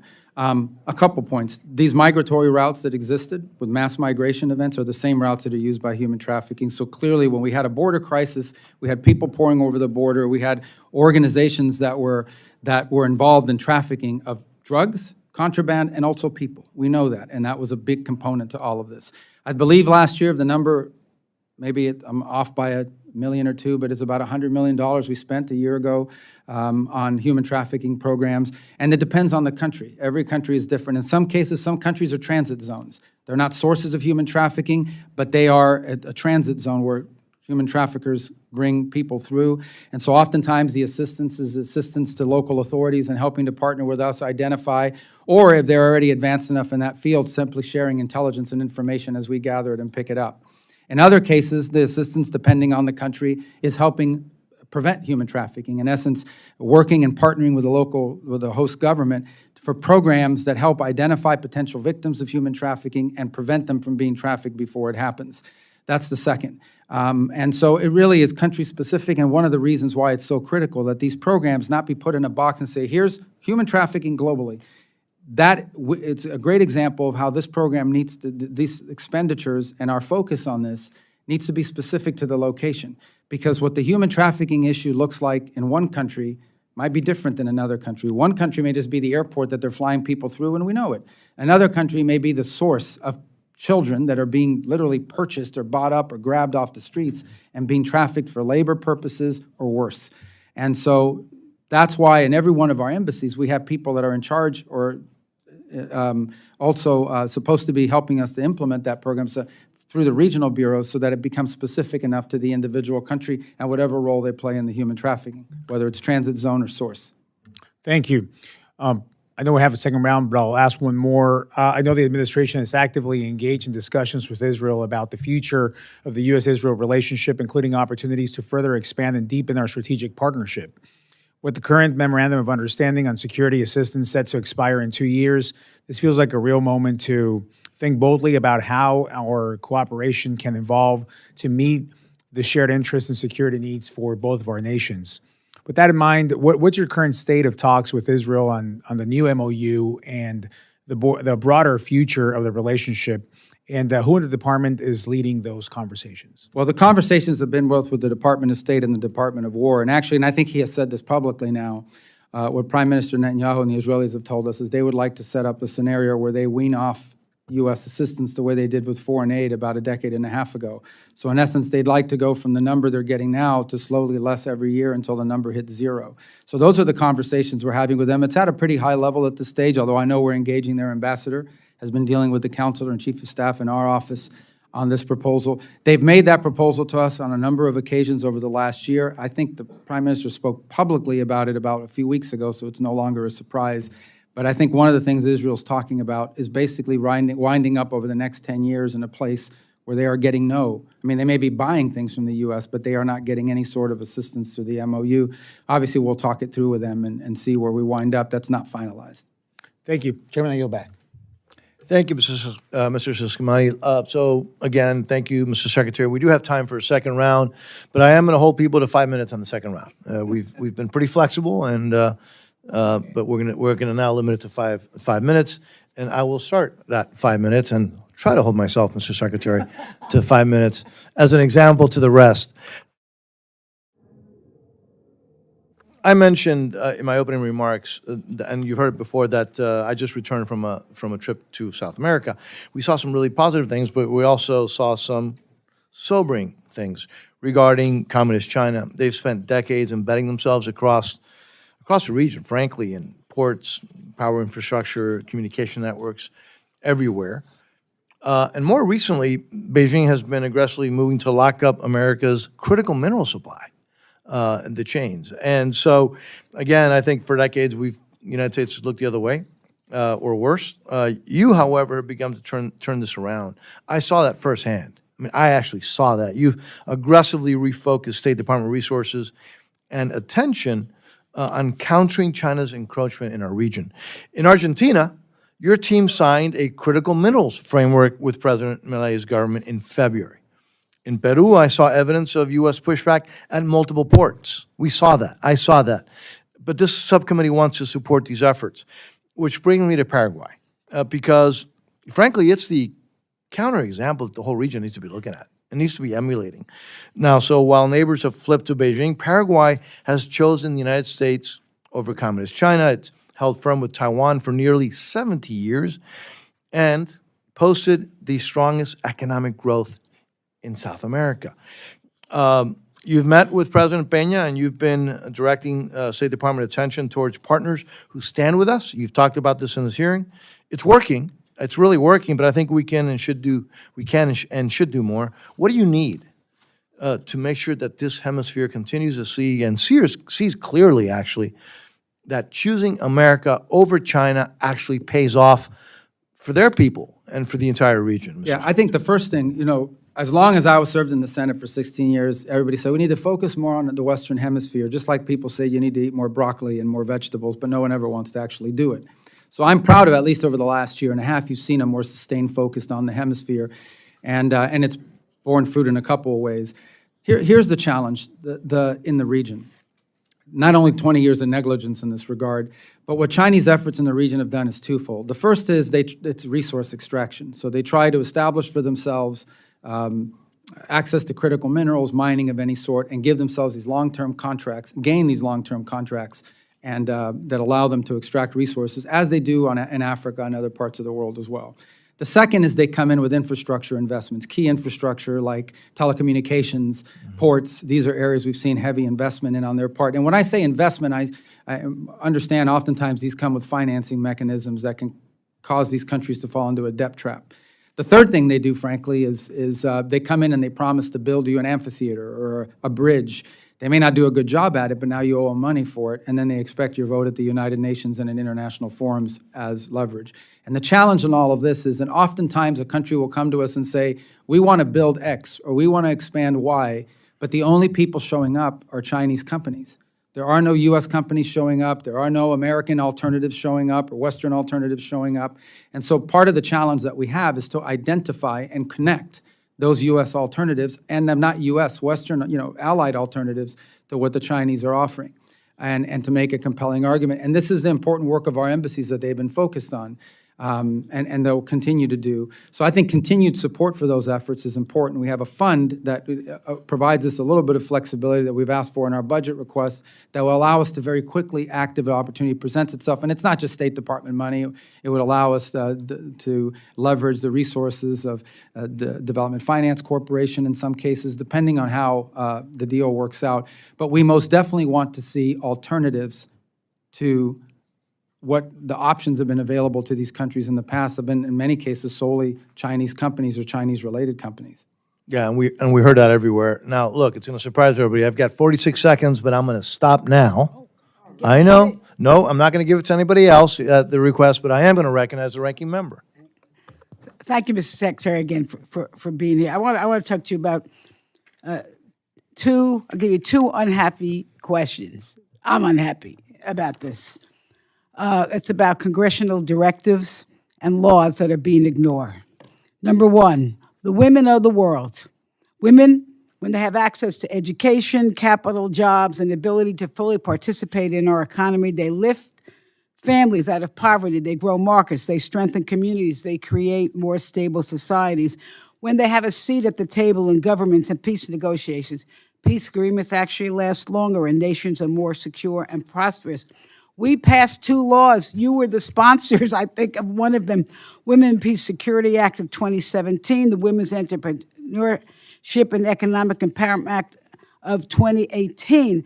And we have not been able to find anything that's being done at the State Department responsible for having these programs carried out. And then we get this notice. I can't even believe it. From your office, the administration does not have a dedicated strategy to increase engagement by women and girls in democracy, human rights, and governance and programs. This is not acceptable. And it's not only is it not acceptable, it's just wrong. I'm telling you, if you want to have this country, our country, to be safer, more prosperous, more healthy, you have to uplift the women and the girls of this world.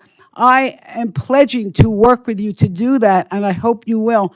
I want to go on to another point, which is Gavi.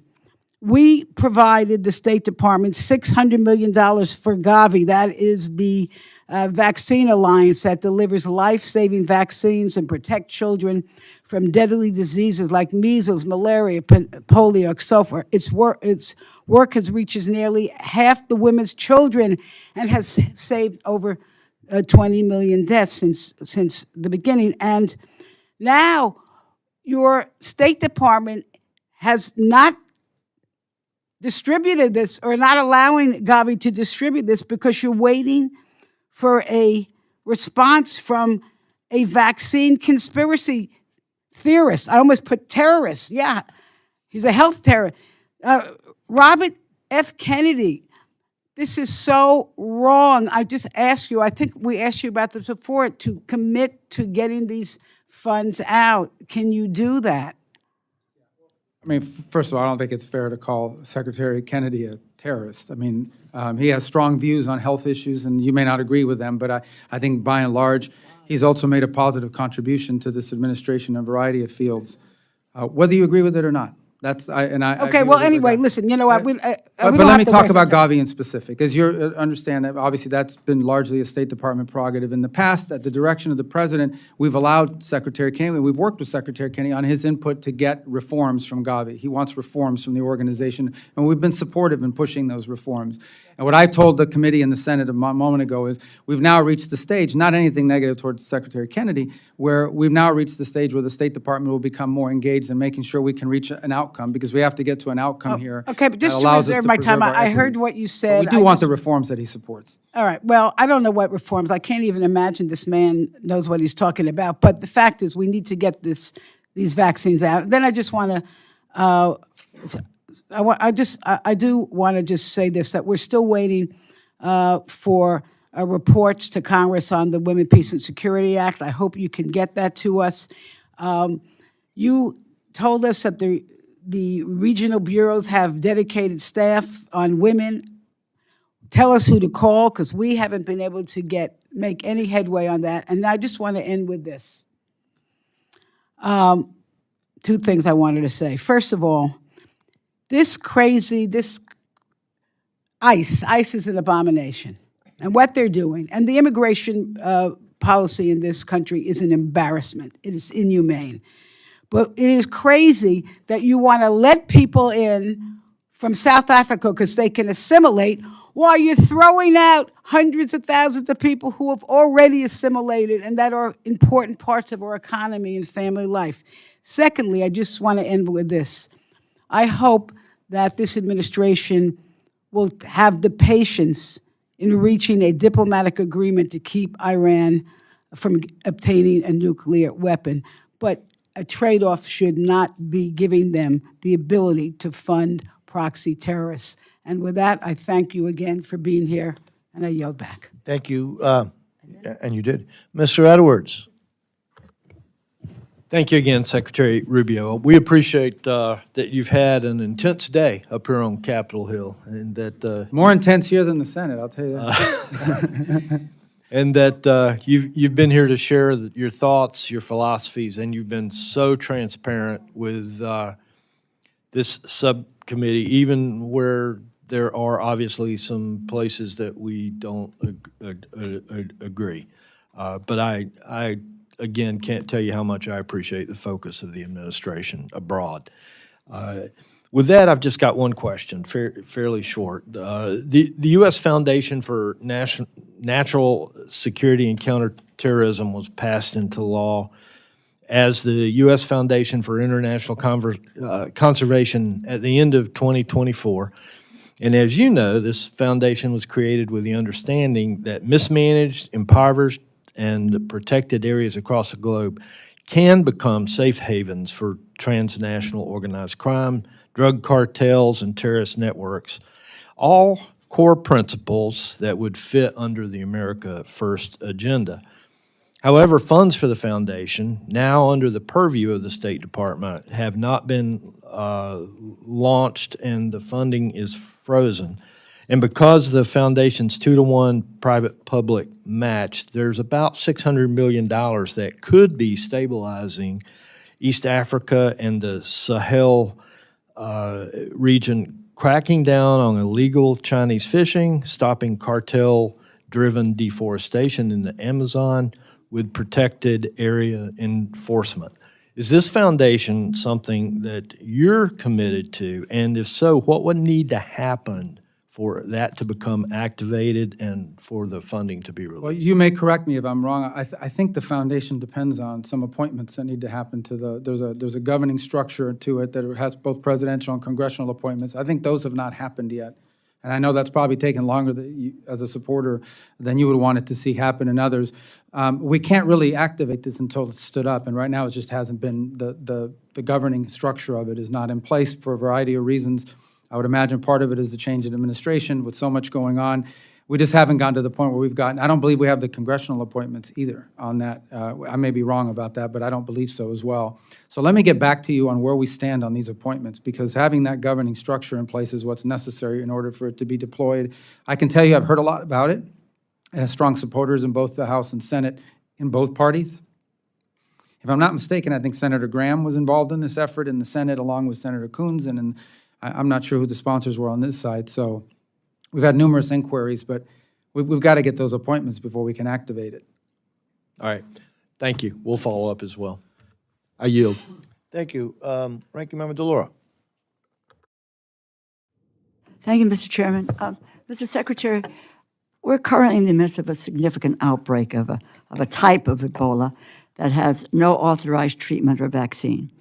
The outbreak is occurring in a region of the world that really is highly insecure, and in the wake of the administration's withdrawal from the World Health Organization, the dismantling of USAID, and the State Department's restructuring of global health engagements, impacting the Centers for Disease Control and Prevention.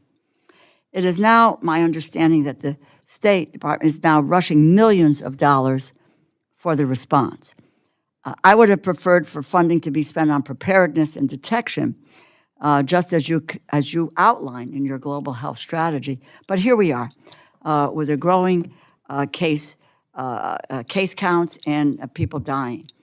In 2014, in an op-ed, you wrote that it was, quote, inexcusable, end quote, that no senior official had been designated to lead the U.S. Ebola response under President Obama. And today, there is no single designated lead. And the senior National Security Council position responsible for coordinating infectious disease and biosecurity is vacant. Mr. Secretary, who is in charge of the Ebola response, and how is that different from what you called inexcusable in 2014? Well, it's different in a couple ways. First of all, our response has actually been faster than the response in 2014, both in the ability to flow funds to our partners in the region and in standing up all kinds of facilities. Let me answer the second question first and then get back to the first. We are, at this time, it's an interagency process in which multiple agencies are involved in this response. The U.S. State Department's taking a lead in some aspects of it, but even Department of War is involved in the sense of flowing, for example, the standing up of this clinic, this observation post in Kenya that will allow us to observe exposed Americans or suspected exposures for 21 days. If they are infected, those Americans will be transported to a treatment facility somewhere in Europe or maybe stateside. If after 21 days they're not infected, they continue home. We're standing up that facility. But we flowed, I believe, well over $200 million to partners in this response. This is not a scramble. This is something that broke out in a rural area of a war-torn country and was underreported for over a month. Not because of anything other than the fact that it was in a rural area in a war-torn country that was highly unstable. And on your first point about who's in charge, one of the things that's being discussed in the interagency is whether we need to stand up a specific individuals for this specific case. And that's been proposed. There are a couple people being considered. I don't want to use the term Ebola czar, but someone with the qualifications to sort of serve full-time in the coordination of the interagency. In the interim, the interagency has a daily meeting on this, and we at the State Department have a task force 24/7 on it as well. But it would be in keeping with what you talked about in 2014, to have a single person in charge. It's always better to have a point person, I think you would agree. Well, that is ultimately, you're leading the trying to charge, coordinate working multiple with the agencies. Yeah. Because it has to be interagency, but there is one person who is coordinating them, and the information flows through. So apparently you are thinking about doing that. I think it would be sooner than later, and I would just say that I think in the wake of withdrawing from World Health and dismantling of USAID, I think it has put us in a position of really trying to play catch-up in this because we should have learned from 2014. Let me just, last year you testified that, quote, "no children are dying on my watch," end quote. Due to the termination of USAID, it has been estimated that the total number of additional child deaths is more than 500,000. While we'll never know the exact number of deaths, I believe that there have been additional child deaths from diarrhea, from malnutrition, from pneumonia, from malaria, and HIV. I would hope that we would really not accept the consequences of the termination of these programs, because it is unacceptable to see that kind of death and destruction, but that we will have learned that we need some of these programs and the apparatus to be in place that help us to prevent these illnesses and be able to respond rapidly, so that we can be in the position of the United States of preventing death, particularly amongst the children of the world. With that, Mr. Chairman, I yield Thank you, back. Ranking Member. And Well, I just say this number keeps getting thrown around. I dispute that. Those numbers are nowhere near reality. That's not reality.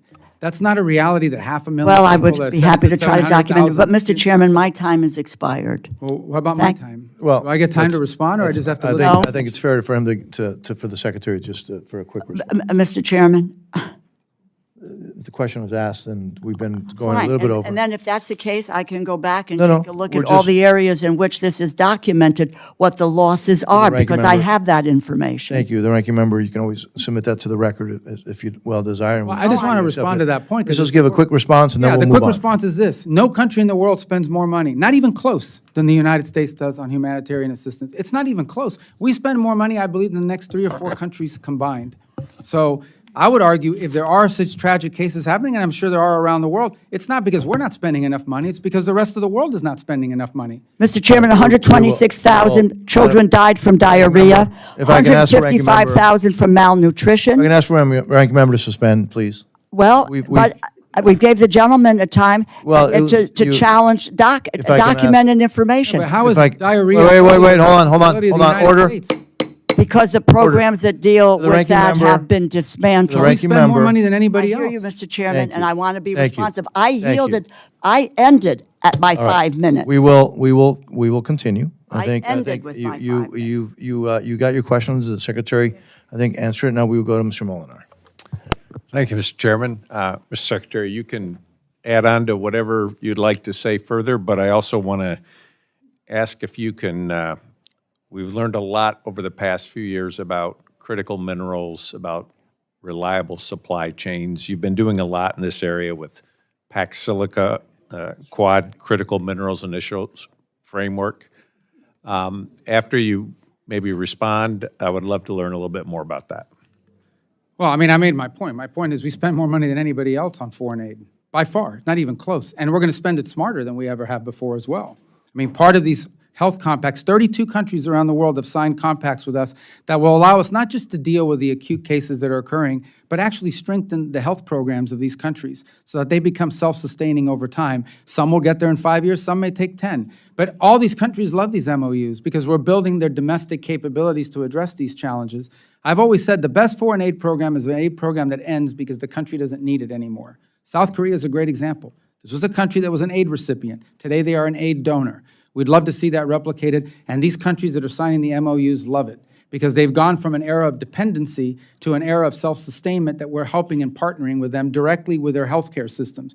We're not just standing up NGOs that come in from abroad and go into the country and tell them this is what you need to be doing. We are empowering the national health agencies of our partner nations so they can deal with this. Now, on the issue of critical minerals, look, it's an issue of global consensus now. Forget about which country it is. It is not healthy for the global economy, and frankly, it is dangerous for national security and the security of the world to depend on any single country for 90% of anything that's critical to your industrial base, your defense base, your technology base. And so I think there is, we hosted Pax Silica, which you mentioned, is a great conglomerate of countries that have signed and cooperating on protecting particularly the supply chains related to artificial intelligence and development in that field, as well as hopefully standards that go associated with it. In the field of critical minerals, we had a ministerial, I don't remember, but March or April this year, earlier this year, we had 36 or more countries attend the critical minerals ministerial. And every country you go into today, and at every embassy around the world, critical minerals are a key component of our diplomacy. Not just the access to the raw materials, but the ability to process those materials into a usable product that are critical.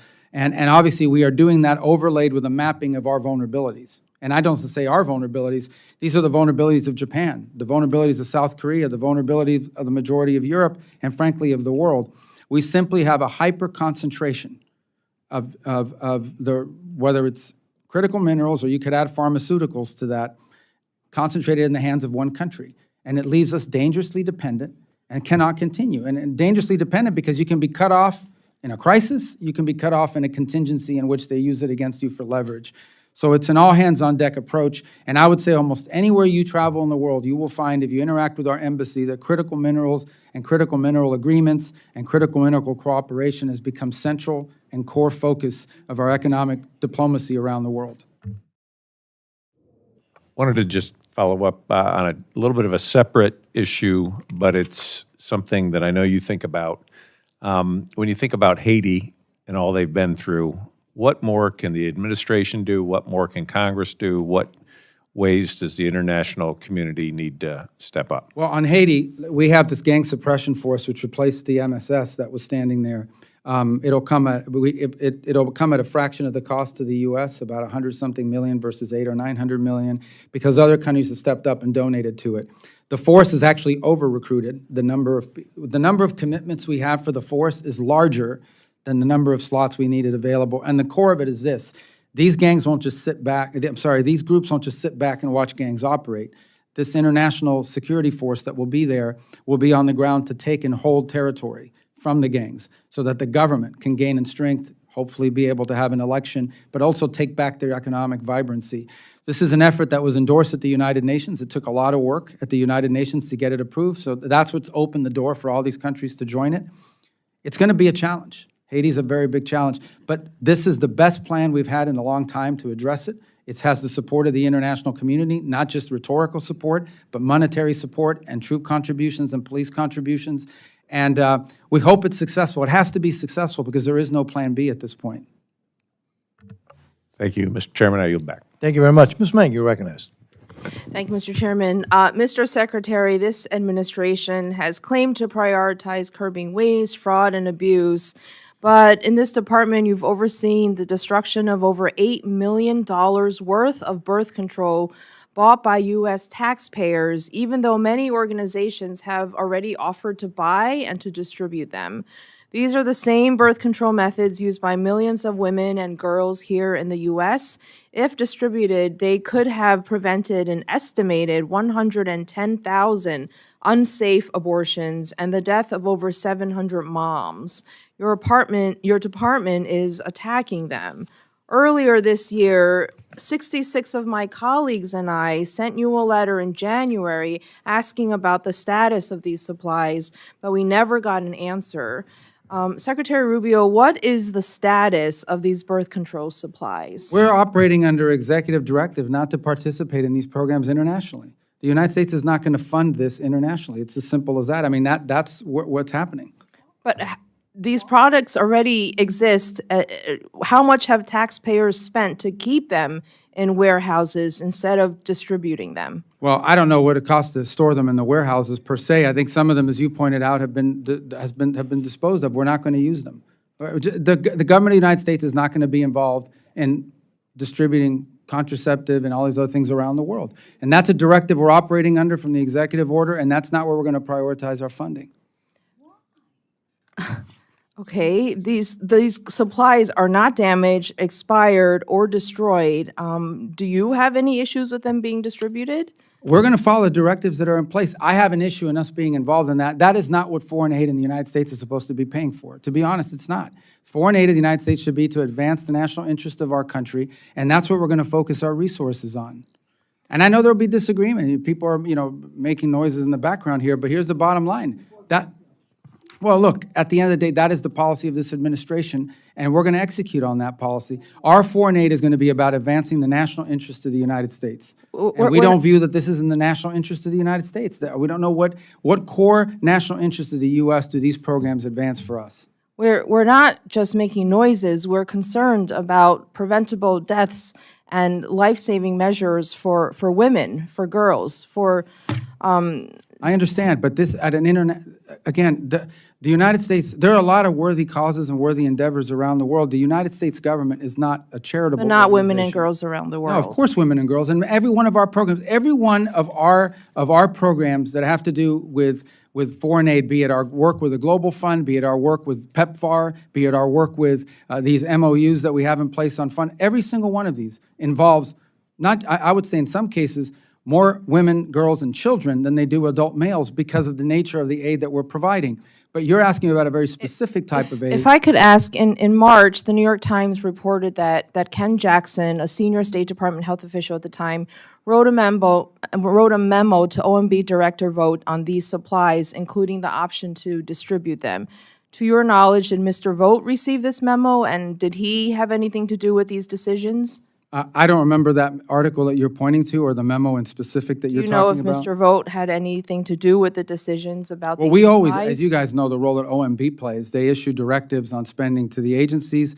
That's the role they've always played. That includes in the formulation of the budget we've presented to you. I can't speak specifically about whether he saw that memo or whether someone in his office addressed it. So, I mean, Mr. Secretary, you were here in Congress before. You know that for over 6 decades, in a bipartisan way, the U.S. has supported these international family planning programs. They have saved the lives of tens of thousands of women and girls for pennies on the dollar. Last year, despite Congress directing funding for international family planning programs on a bipartisan basis, you told me, quote, "There is no plan to spend that money. We're not going to be in that business globally. We're not going to do it." Just earlier this year, Congress again funded these programs. I want to know, what is the plan, and under what authority are you refusing to spend taxpayer dollars directed by Congress? Well, again, we're working through directives for this year. We'll be in consultation with your staffs about the ones that we're going to be pursuing, and we'll bring those available to you as we make them. But the policy that you reiterated that said last year is the one I've stated here again today pretty consistently.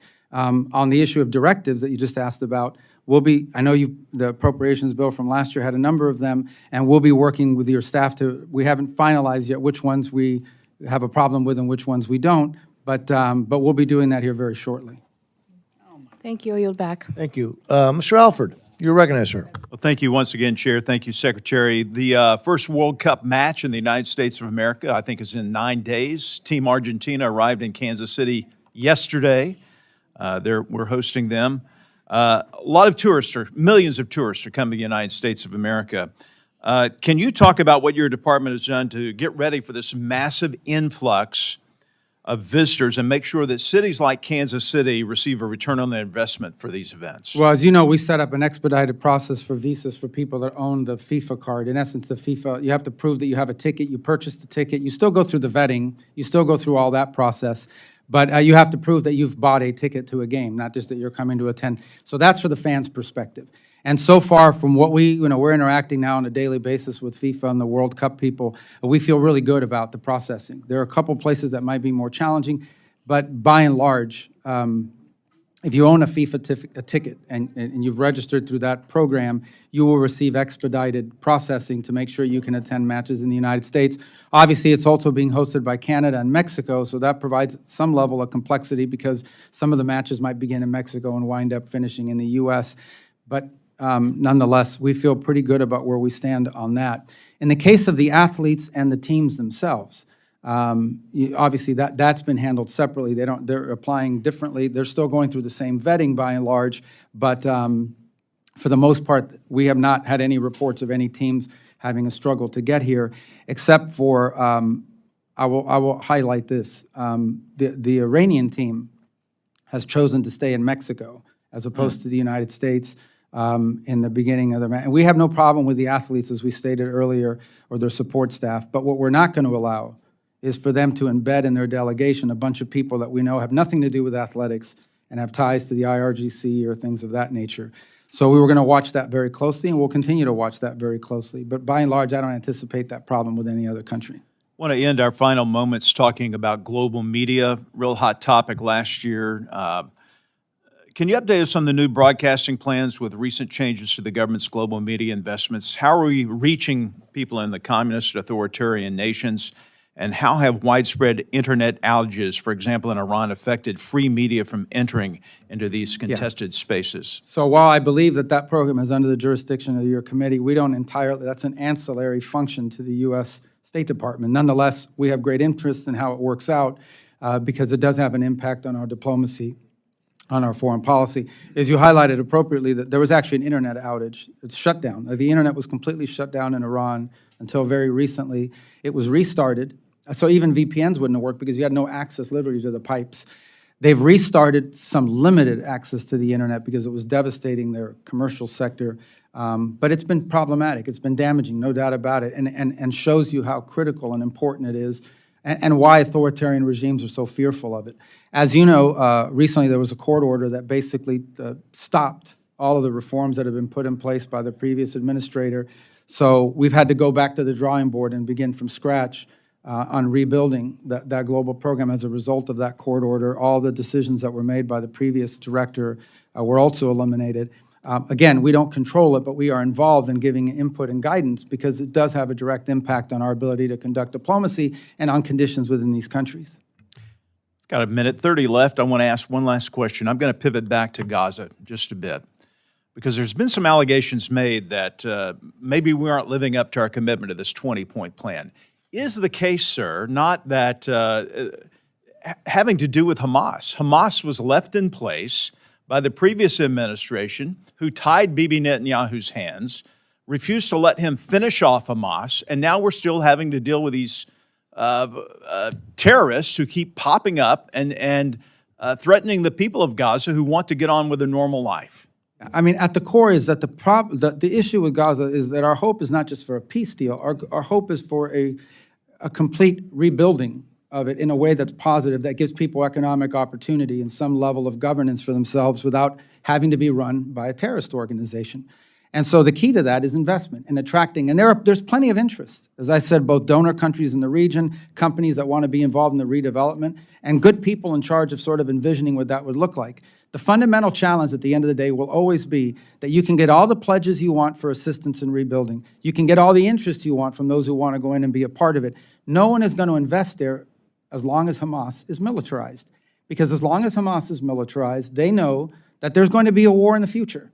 There just is, if Hamas remains in place. So the goal now is to demilitarize Hamas. That is the impediment that's holding up the rest of it is still ongoing, all the planning, all the meetings, all of the, but the impediment to actually effectuating many of these other points is that Hamas still refuses to demilitarize. And it's not just us that are frustrated by it. Many of the partner countries in the region that helped put this deal together are frustrated and pressuring Hamas to comply with that requirement as well. Thank you, sir. I yield back. Before I recognize Mr. Susquehanna, I just remind the gentleman that two of those players on the, well, at least two, maybe more, but two that I'm aware of right now, top of my head, who are playing for the Argentina national team, play weekly in Miami, Inter Miami. So anyways, thought I'd mention that. Mr. Susquehanna, you're recognized. Thank you.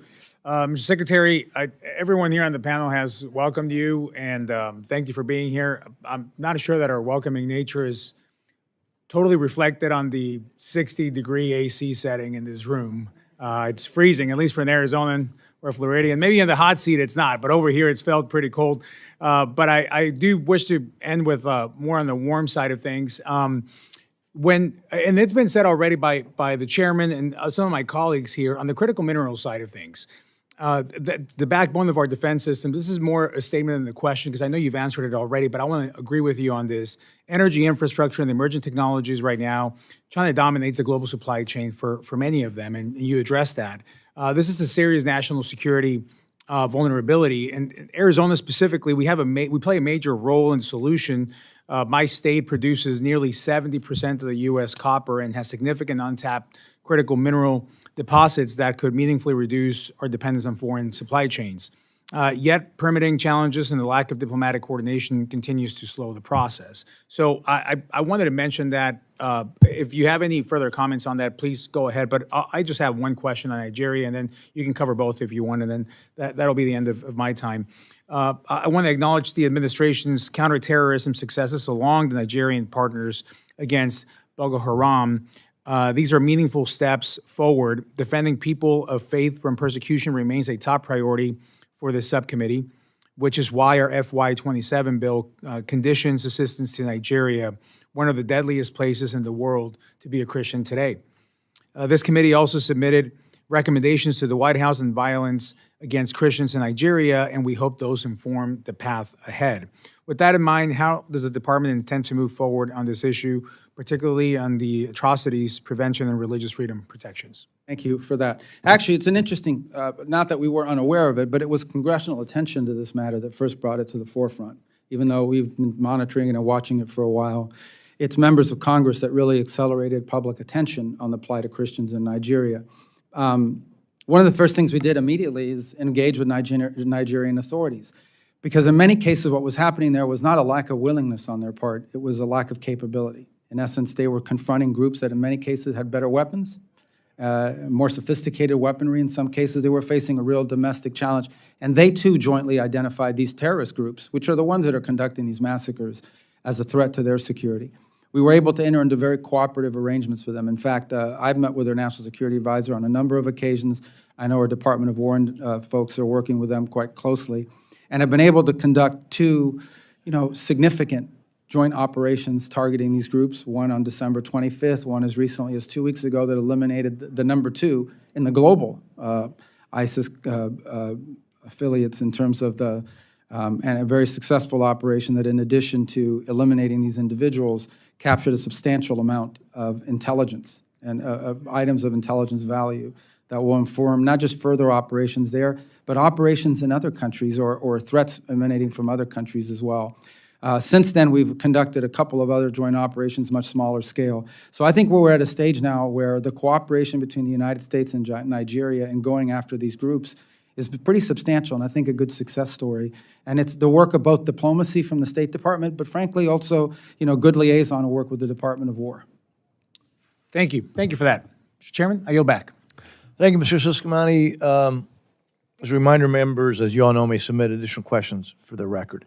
Mr. Secretary, look, you have multiple hats, Secretary of State, National Security Advisor. Let me just thank you for your outstanding service to this great country of ours, and also thank you for your time today. You've been very generous with your time. This concludes today's hearing. The Subcommittee on National Security, Department of State, and Related Programs stands adjourned.